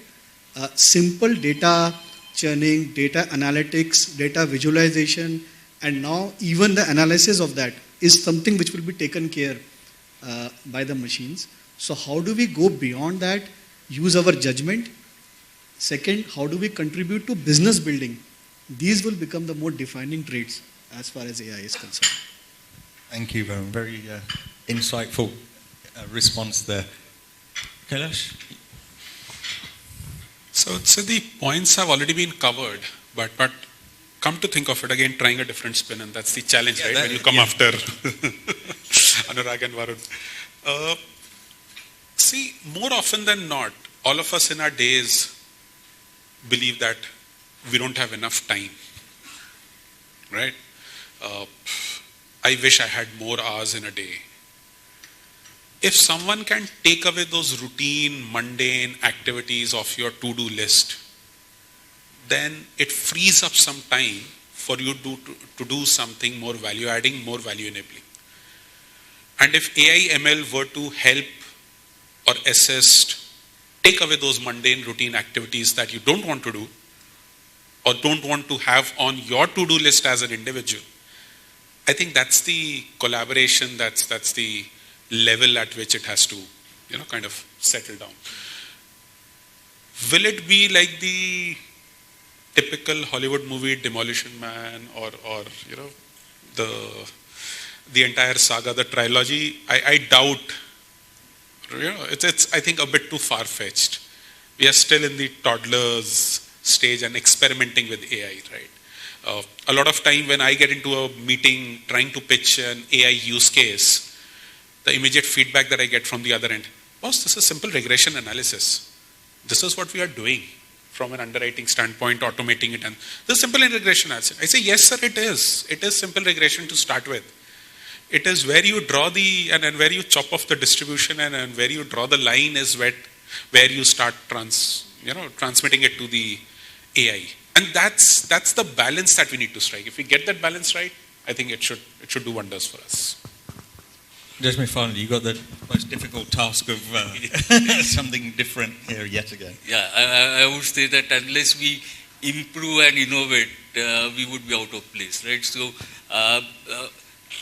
basically, I am a chartered accountant first. So at that point of time, when I started my audit, it was a hand audit, like we used to tick the vouchers, right?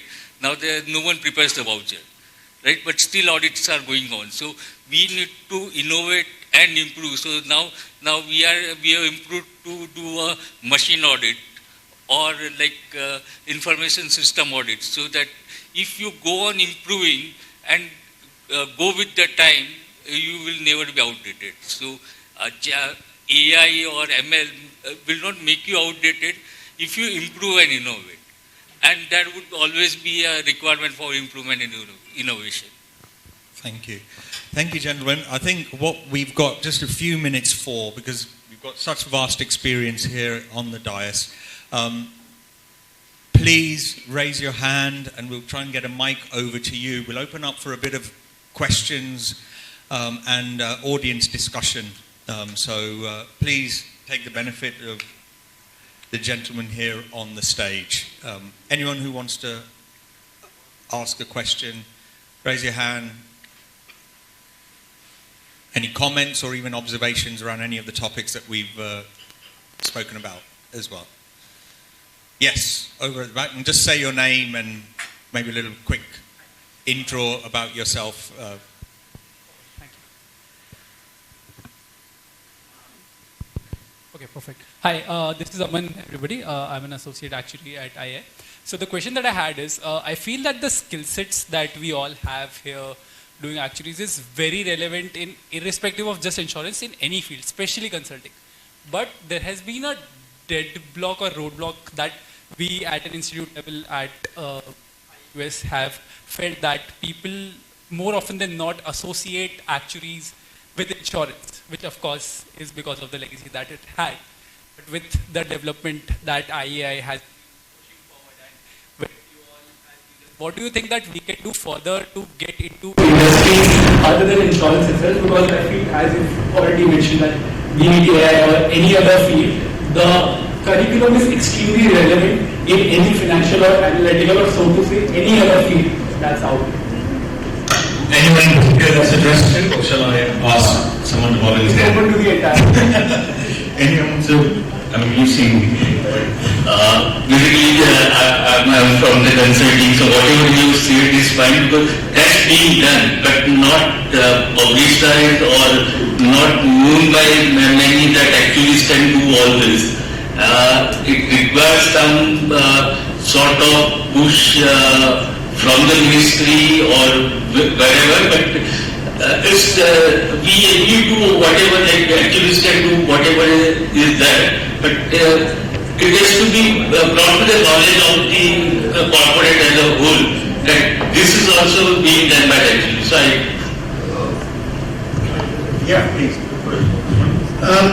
It's a very good question. Actually, when I was talking about in next 3 to 5 years actually moving into different fields, apart from traditional, I wanted to bring in that they will move into different industries as well.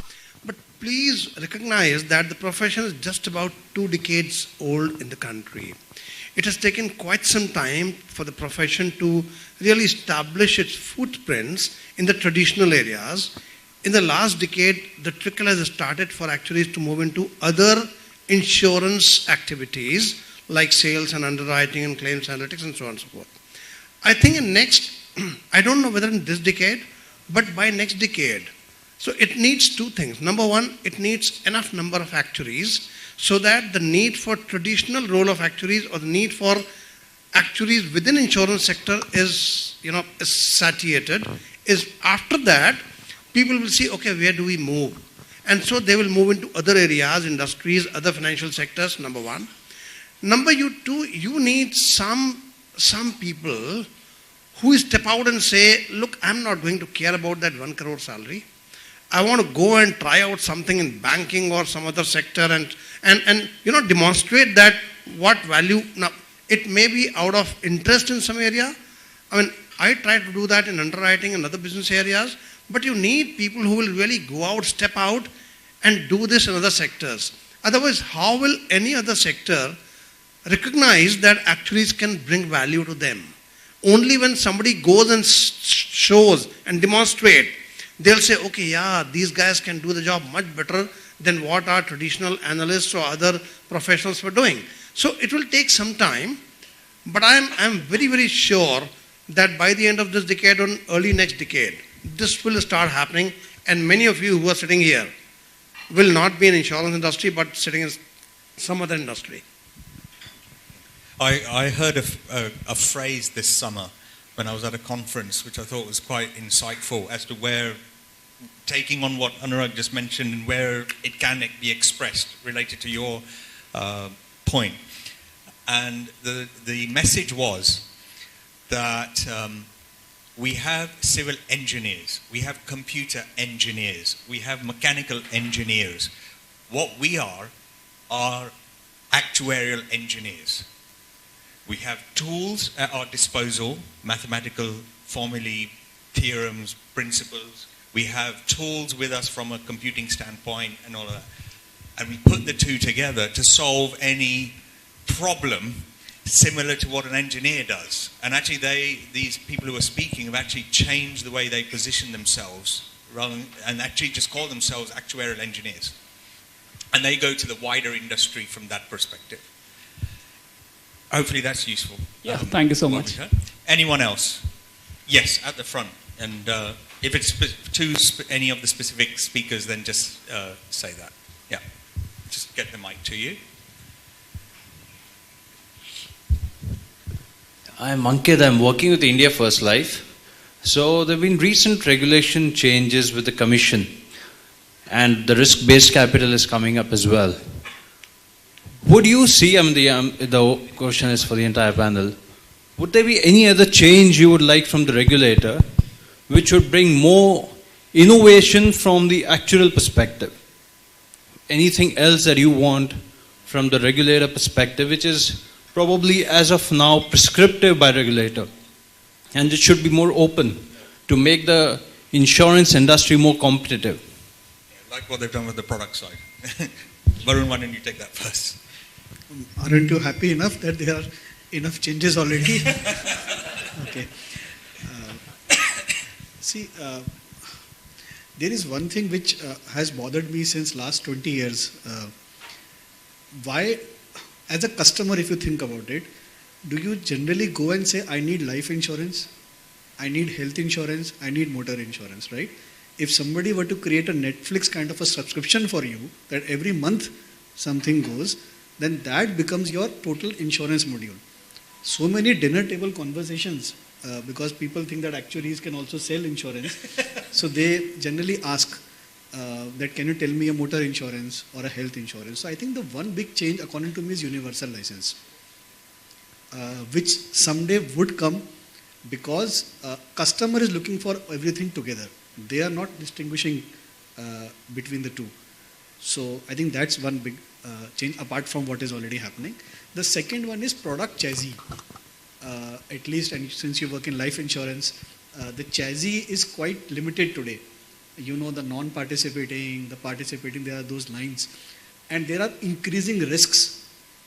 I don't need to speak and bore the audience with the increasing risks which are happening in that line of business. So I think regulator eventually would move to a bit of an index-linked or open up the regulations on that side to kind of enable more innovation. Yeah. And maybe just to extend what Varun said, I think that's a very valid thought, right? Is the regulator thinking along these lines? The answer is yes, right? Are we as an actuarial profession, as say a set of professionals across or beyond actuaries, say finance, products, systems, geared up for it? Probably not, right? But come to think of it, what is the ask, right? And maybe just taking that forward, Varun. The ask is to say that, boss, I've got a pot of money, or I have an ask, and that ask keeps on changing from month on month, or maybe say year on year, right? Which a unit-linked product used to do, and I'm just taking that as an example, right, from a life insurance space. But could I throw in a motor insurance on top? Could I throw in a health insurance on top? Could I throw in any sachet insurance? I'm going for say a trekking exercise and I want to maybe enhance the cover, pay some money. While we are seeing some innovations happen in and around, but is there an intent to literally throw the floor open and say, do what you want? And let's see what comes out of it, right? Obviously, it has to be a small POC because you've got customers at the other end, you've got a lot of regulatory aspects to it, you've got the confidence in the industry and so on and so forth, which is paramount from a regulatory standpoint. But by just getting that flexibility or giving a more freer hand, cutting across just a non-par, par, UL or a motor or a health to making it a seamless proposition is what one could probably have as an ask. I just want to say that smart distributors are already doing it now. Yeah, it's the manufacturers, which are the insurers who are struggling, but the smart distributors are already. Just wanted a slightly different spin and throw the question back to you. You said, what innovation should regulator bring from the perspective of actuaries? For the regulator, the key consideration is the consumers, the customers, and not actuaries. And they are bringing innovation in a host of things across the entire value chain. It's for us actuaries to think which of those parts we as actuaries can contribute in, rather than innovations from the actuarial perspective. There are lots of changes happening. In fact, I think the entire industry is kind of trying to catch up with the changing regulations. So we need to think where all we can contribute. Thank you. Any last question, and then we'll.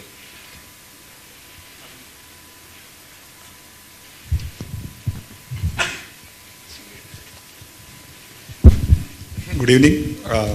I'm Satish Bhatt. I'm appointed actuary of GIC. Not a question. Maybe I thought today is the day to mention a few names in the context of the questions that were asked over here. First thing to start with, when I reached Delhi last time for the GC, I was pleasantly surprised to see, and I had to pinch myself and just to know that I'm at the right place, because there were all youngsters and young children. I would call children, I still call my team members as bacche or children. With all this grey hair and all, I am at the right place, because the last 20 years I am there in this profession. My own example, I started in mid-30s. That is the time when I started, I came to know about the actuarial profession and I started. So first name that I want to mention is my late uncle, Mr. Pai, who was an actuary, who advised me when I came to Bombay with my first job. Remember, this company is giving you stipend just to pass your exams. And I literally followed that. Of course, I know that nobody likes an advice, because you get a lot of advice nowadays. Everywhere, in WhatsApp, Facebook, everywhere people are advising you. So this was something which I had followed. So one thing that I have told so-called bacche, my two team members are here, that the primary objective is to qualify. I think someone told it over here. No matter whatever happens, someone reimburses your exam fee or anything. It's a different matter. It doesn't shouldn't matter you. Primary objectives, like the Arjun of the Mahabharata, you see only the eye of the bird, nothing more than that. So that is basically for, and there were many questions that were asked, like what actuaries can do in other than insurance field. Again, one more name that I want to pay tribute is my late friend Mr. Mahidara, who expired during the COVID time. I'm an engineer. I have started my career from Nuclear Power Corporation. So I was into design of the systems and all. So he always used to tell me, whenever, for almost a year or maybe 2 years, he used to tell me, whenever we meet, he used to say, we should have a power actuary. We should do something on that.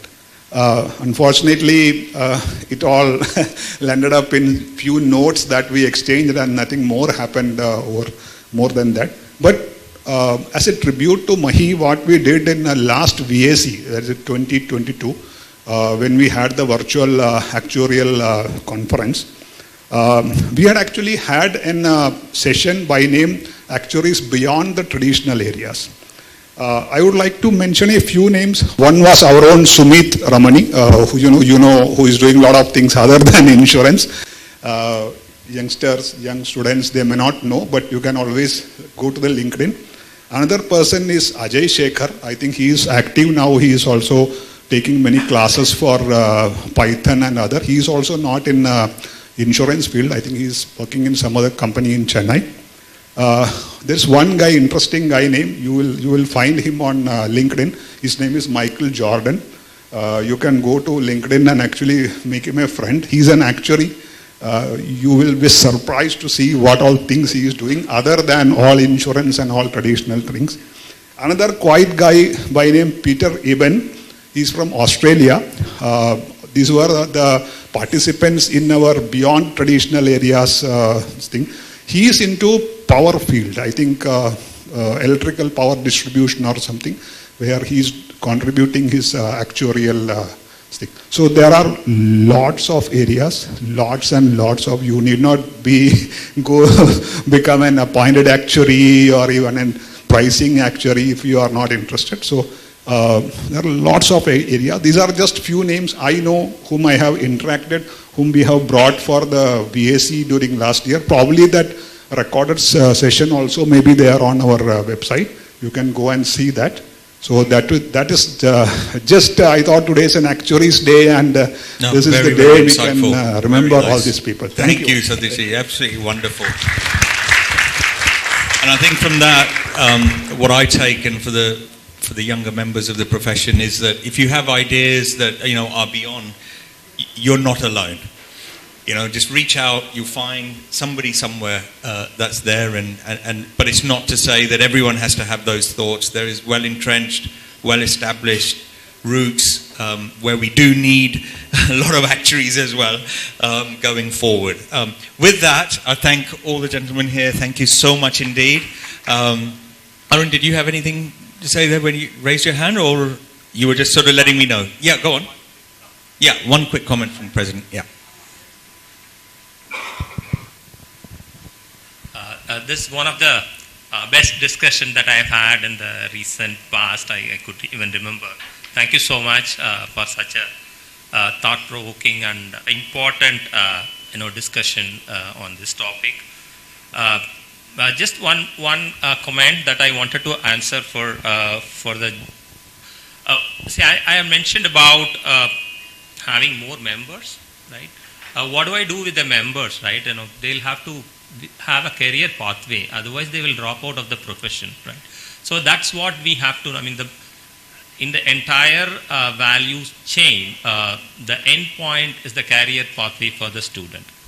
As the members said that we have been catching up with the insurance industry so far, and I think we'll still be catching up with IFRS 17, RBC, USEN 5, and products and predictive modeling and whatnot coming up in the insurance with more players, more regional players coming in.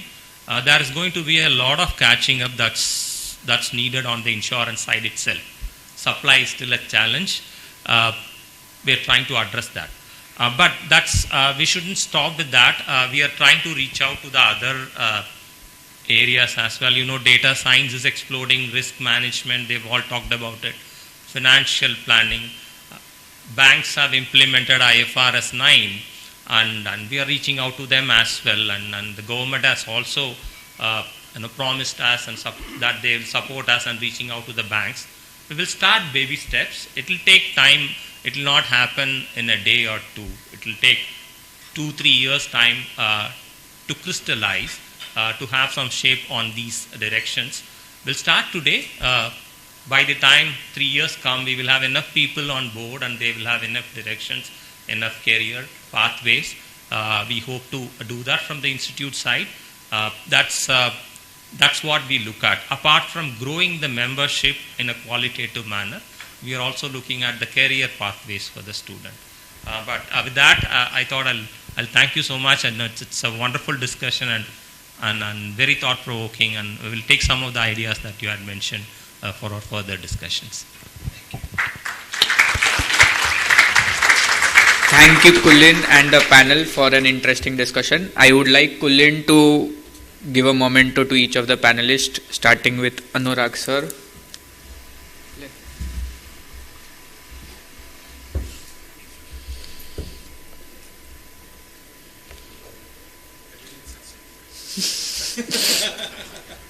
Varun sir.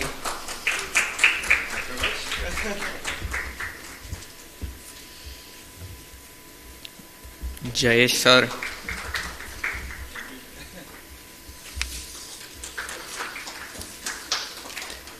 And Kailash sir.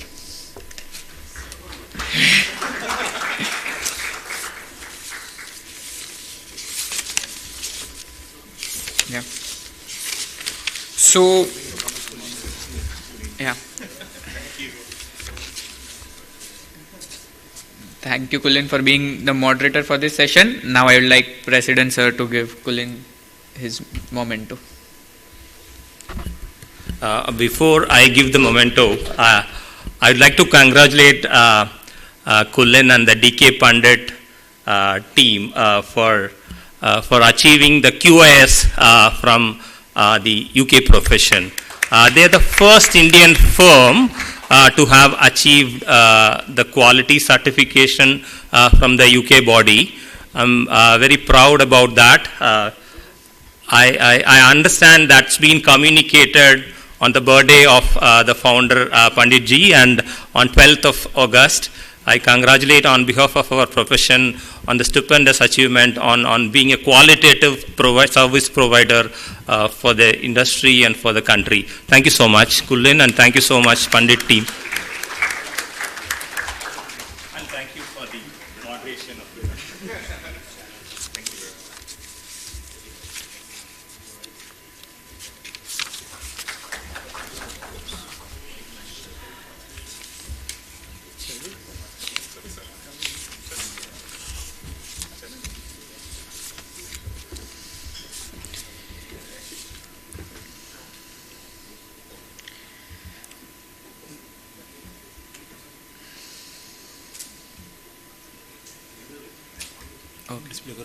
Yeah. So the entire panel discussion was around what we could do to go beyond insurance and what skill sets the students could develop to make themselves more marketable, not just to the partners within the insurance space, but to partners beyond the insurance space as well. So the next session is a fun round of a quiz. So when I was trying to develop the quiz, when I was trying to decide what questions to ask the student members for the quiz, I started going around asking my colleagues, what do they think is an actuary, right? What is their definition of an actuary, right? The first answer I got from a colleague was an honorable statistician. So you are just a statistician, but you implement them better. You implement those models better.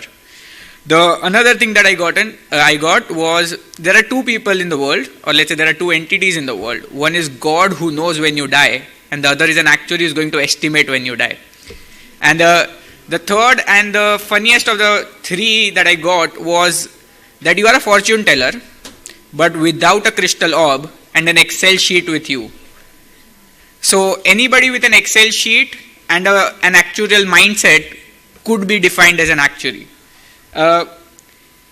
So I have developed the quiz this time around with keeping the student members in mind. We have some gifts as well as a few seminar credits to give out. I would like every student member to take and participate in the quiz. We are already displaying. There will be 10 questions, right? After each question, you can raise your hand, you can answer. If the student members can't answer, I'll ask the senior members up front to answer the question as well. Overall, I've tried to keep it light. I've tried to keep it relevant to things that we have already learned in past. And so before we start with the main questions, technical questions, let's go start with some warm-up questions, right? So the first question is, I am an odd number, take away a letter, and I would be an even. What number am I? Yeah. Yes, correct. What has 13 hearts but no organs? I don't know who said it. Sorry. Oh, yeah, correct as well. What begins with a T, ends with a T and has T in it? Does not end with a T? Yes, correct. If a plane crashes on a border between India and Nepal, which insurance company will pay the term insurance for survivors?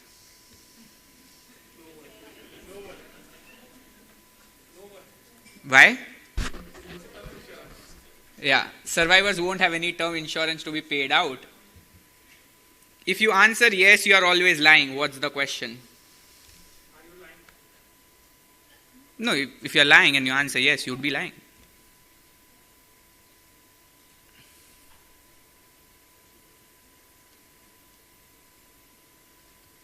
Are you asleep yet? Yeah? Okay. Now let's move on to the main technical questions. And some of the questions are who am I questions, remembering the people whose work we have studied throughout our actuarial journey. If you can name the person, I would, and Paresh, if you could have mics given out to the audience whenever the question is asked. If you could explain the thing that their work helped the actuarial profession develop, or let's say where their work is being used, that would be great. Conditions that I wrote in the 1950s are used by companies to protect their portfolios against interest rate movements. Who am I?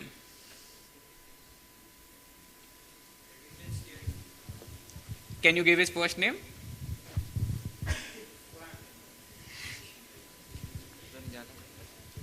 I think Anurag sir said it right. It's Frank Reddington.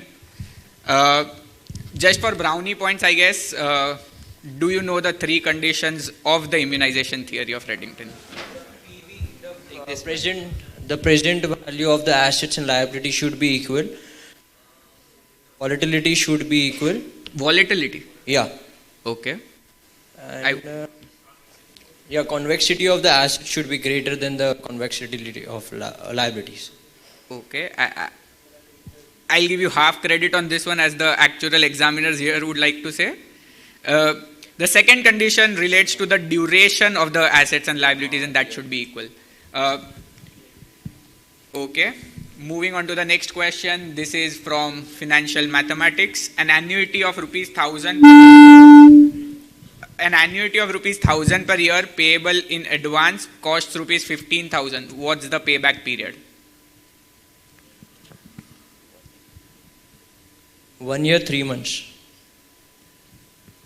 Okay, that's not right.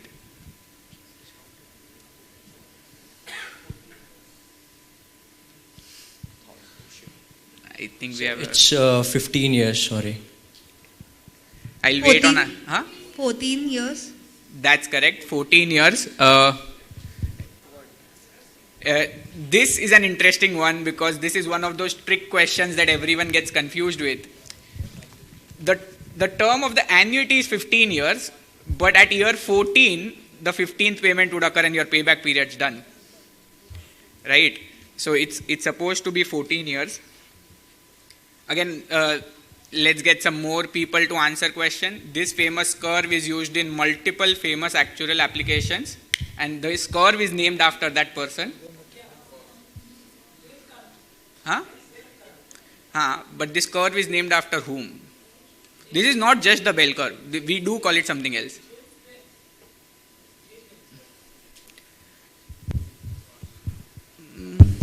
It's Gaussian. Yeah. It's the Gaussian curve named after?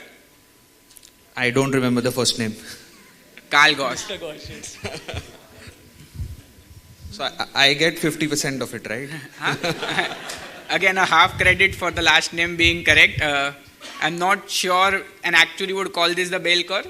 I think most actuaries would go on to say this as the Gaussian curve or the normal curve. Again, I think bell curve could be the right answer, but I'm not sure if it was named after James Bell. I could be wrong about that. Name the statistical distribution where mean and the standard deviation are equal. Oh, that's where everyone goes wrong again. I think we have... Yeah, that's correct. Again, Poisson, mean and the variances are equal. Exponential, the mean and the standard deviation are equal.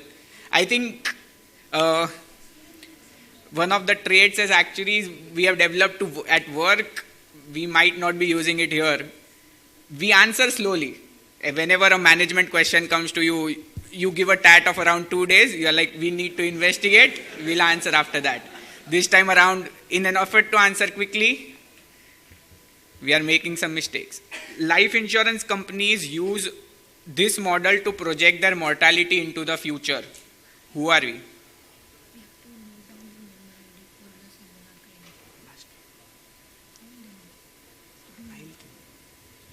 I'll stop it around question 10. Let's get to the concept.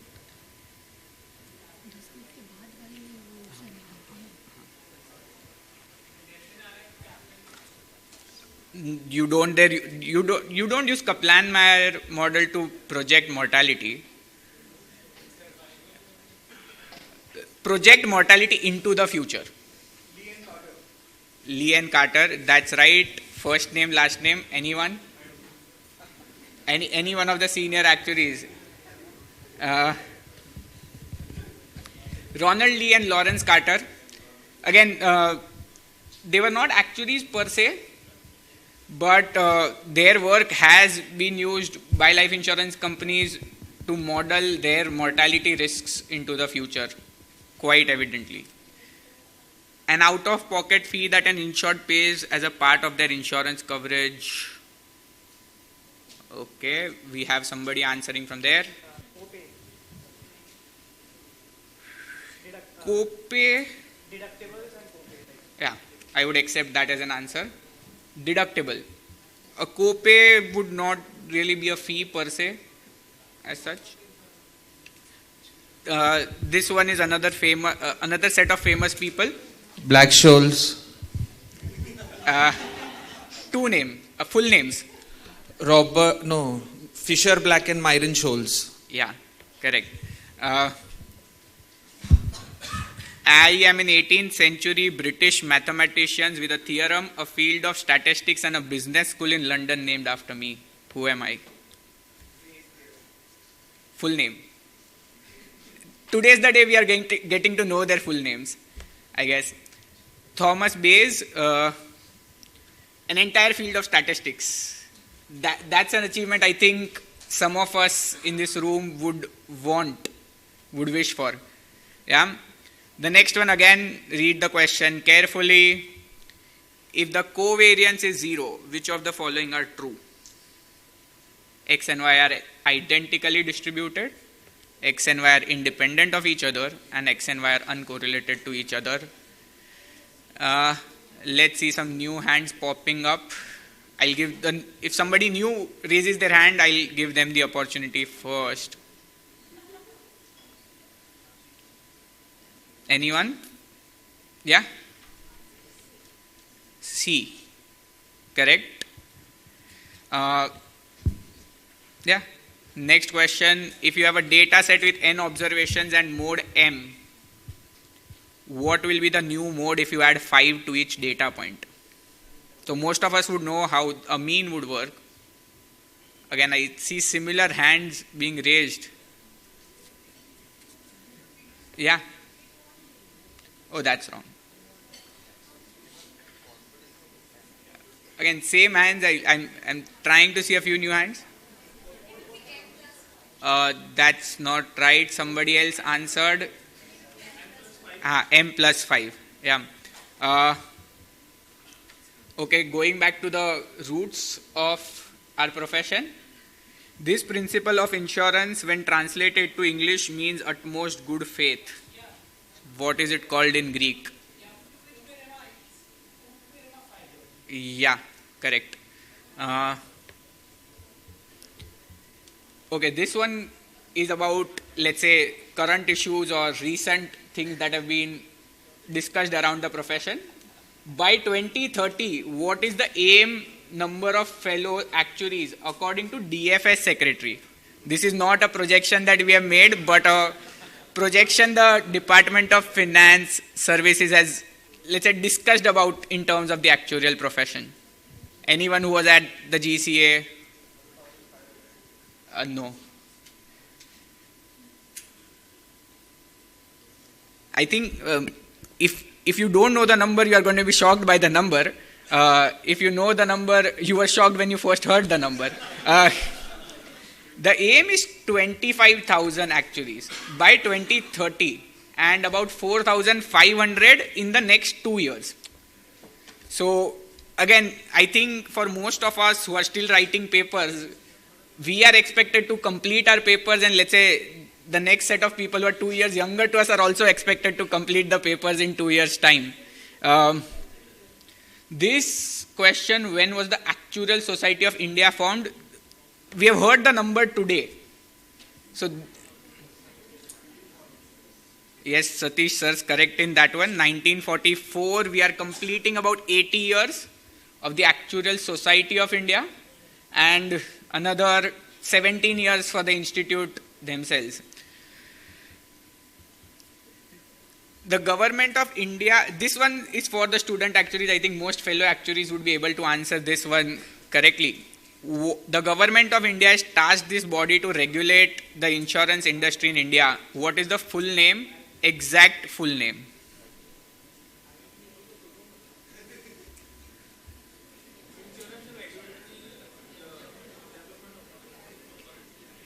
Not exactly the right full form. Any student actuary?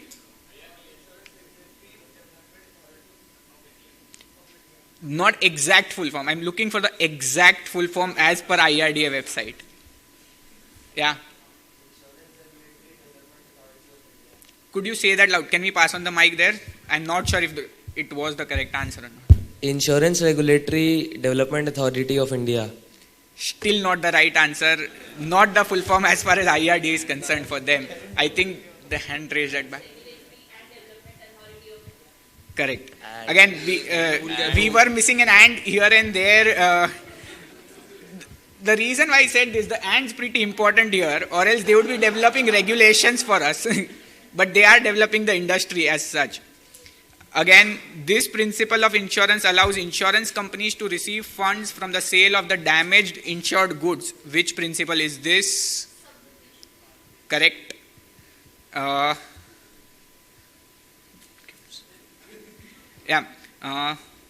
Just give me a moment.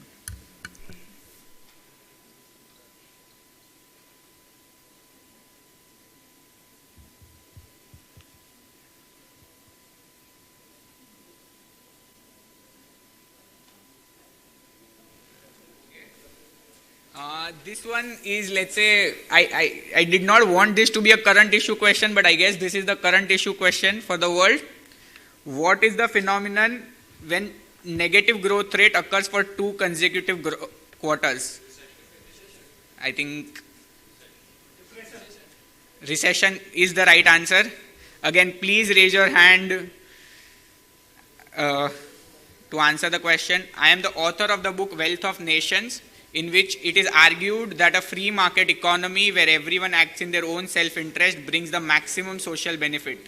I have been regarded as the founding father of classical economics. I think up front, the student actually up front, Adam Smith. Yes, that's correct. Dash is a condition in which there is a possibility of adverse deviation from a desired outcome that is expected or hoped for.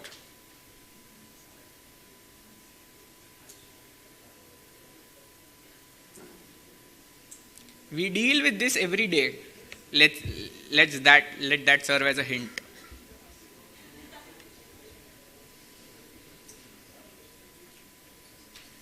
Yeah? Yes, correct.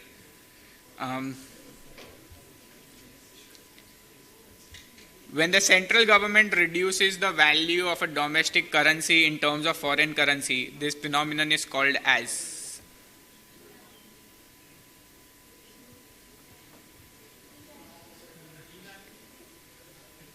I think 2 people answered at the same time. Devaluation came somewhere around here. Yeah, I think they answered first.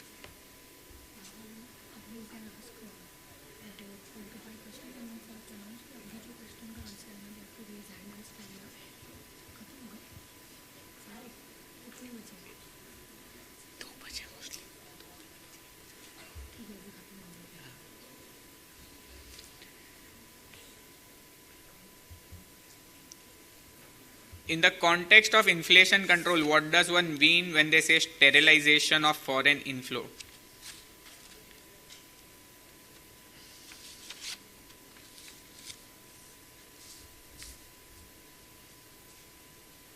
Yeah. Injection. Okay. Could you expand more?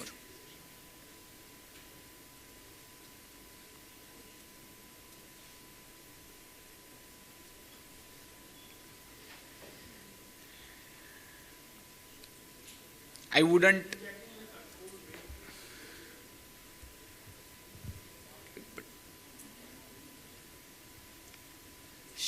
No. Injecting local currency, you mean? I assume you mean that.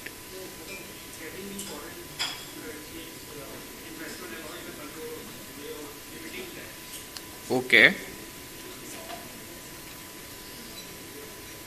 It's a measure of inflation control, but would we call it sterilization of foreign inflow? I'm not really sure. The answer that I was looking for was withdrawing an equivalent local currency. So not really an injection of the local currency, but pulling off of the local currency so that the foreign investment, the rate of exchange remains the same. Yeah. I think this brings us to the end of the quiz.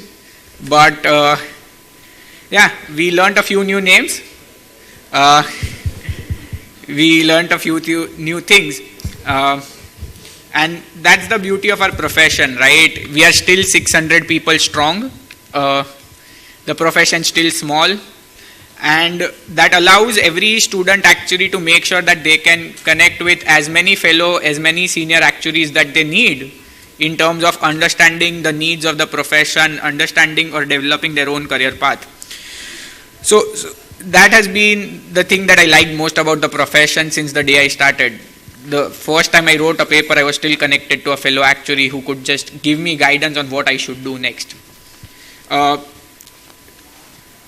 No birthday celebration has ever ended before a cake has been cut, right?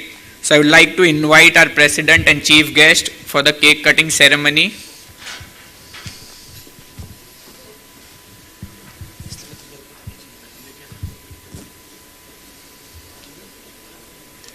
Yeah, I think in the center, maybe you're there, that's fine.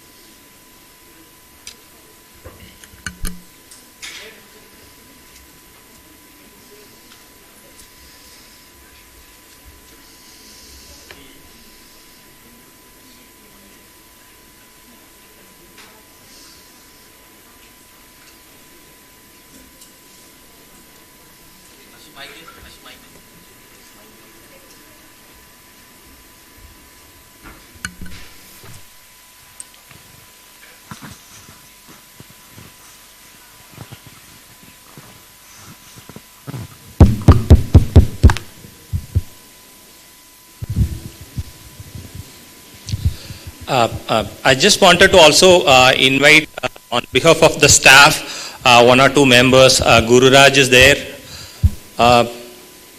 Guru Raj, can you join us? All of this achievement for the profession is not possible without the staff. And we are missing our executive director who was with us last year. With his blessings, he has been instrumental in a lot of initiatives. With his blessings and also the blessings of all this. Today is also this, I understand, is Senior Citizens Day. With the blessings of all the seniors of the profession, we will have this cake cutting, and I would request Amit to please have that. That's all.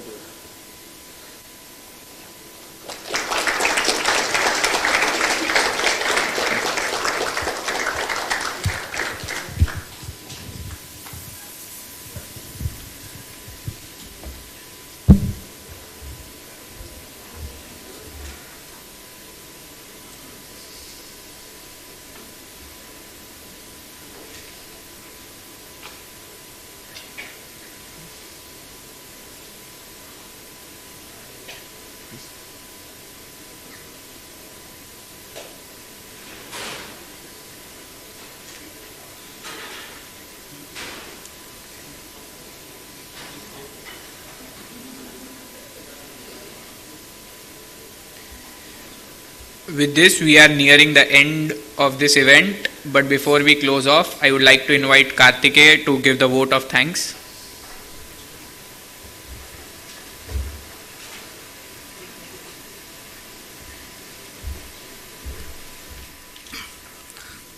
Thank you very much for this program. And just to quote on the number of the fellow actuaries, and one question we just show about the comment from one of the member. If I recall that in the previous decade, the growth in fellow members was around 100% from 300 to 600. And previous to that decade, it was around 10% only. And if we see this comment, it requires maybe 100 times or that very high number of actuaries increase, but at least I believe 1000% increase will be there in the growth number. And thank you to our President and Mr. Amit for this MOU. We hope this will take the academics and the role of actuaries to the next level. I would also like to thank our panel for discussing from the insurance, general insurance, life insurance, consulting all sides, having the brighter future for our actuarial talents. Thank you to our institute office, staff and the students. With this, thank you and happy Actuaries Day. Thank you.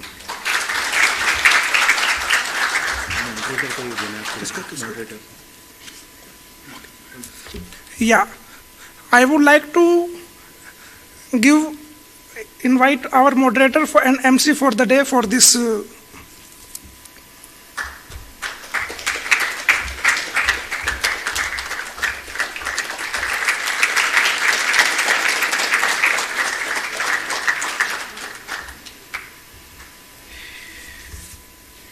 Before I close off for the evening, I would again like to remind everyone please do not hesitate in writing 10 sticky notes and sticking them onto the wall. We would like your thoughts and more about your journey of the actuarial profession.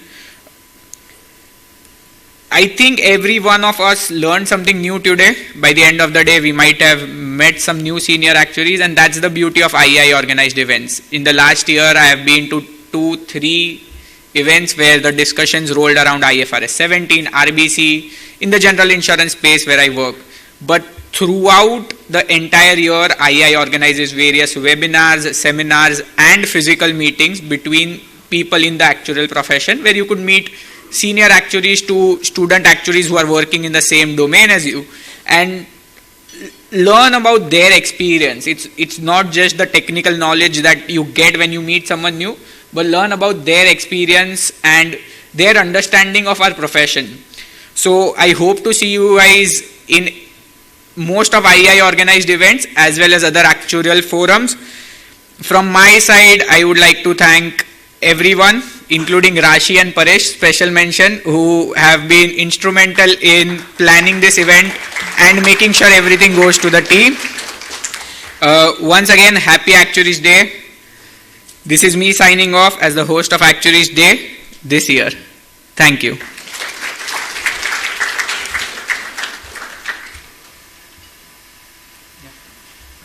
I think everyone can proceed for high tea and the networking event. Thank you for attending. I'm once again asking you to make sure that the wall is full.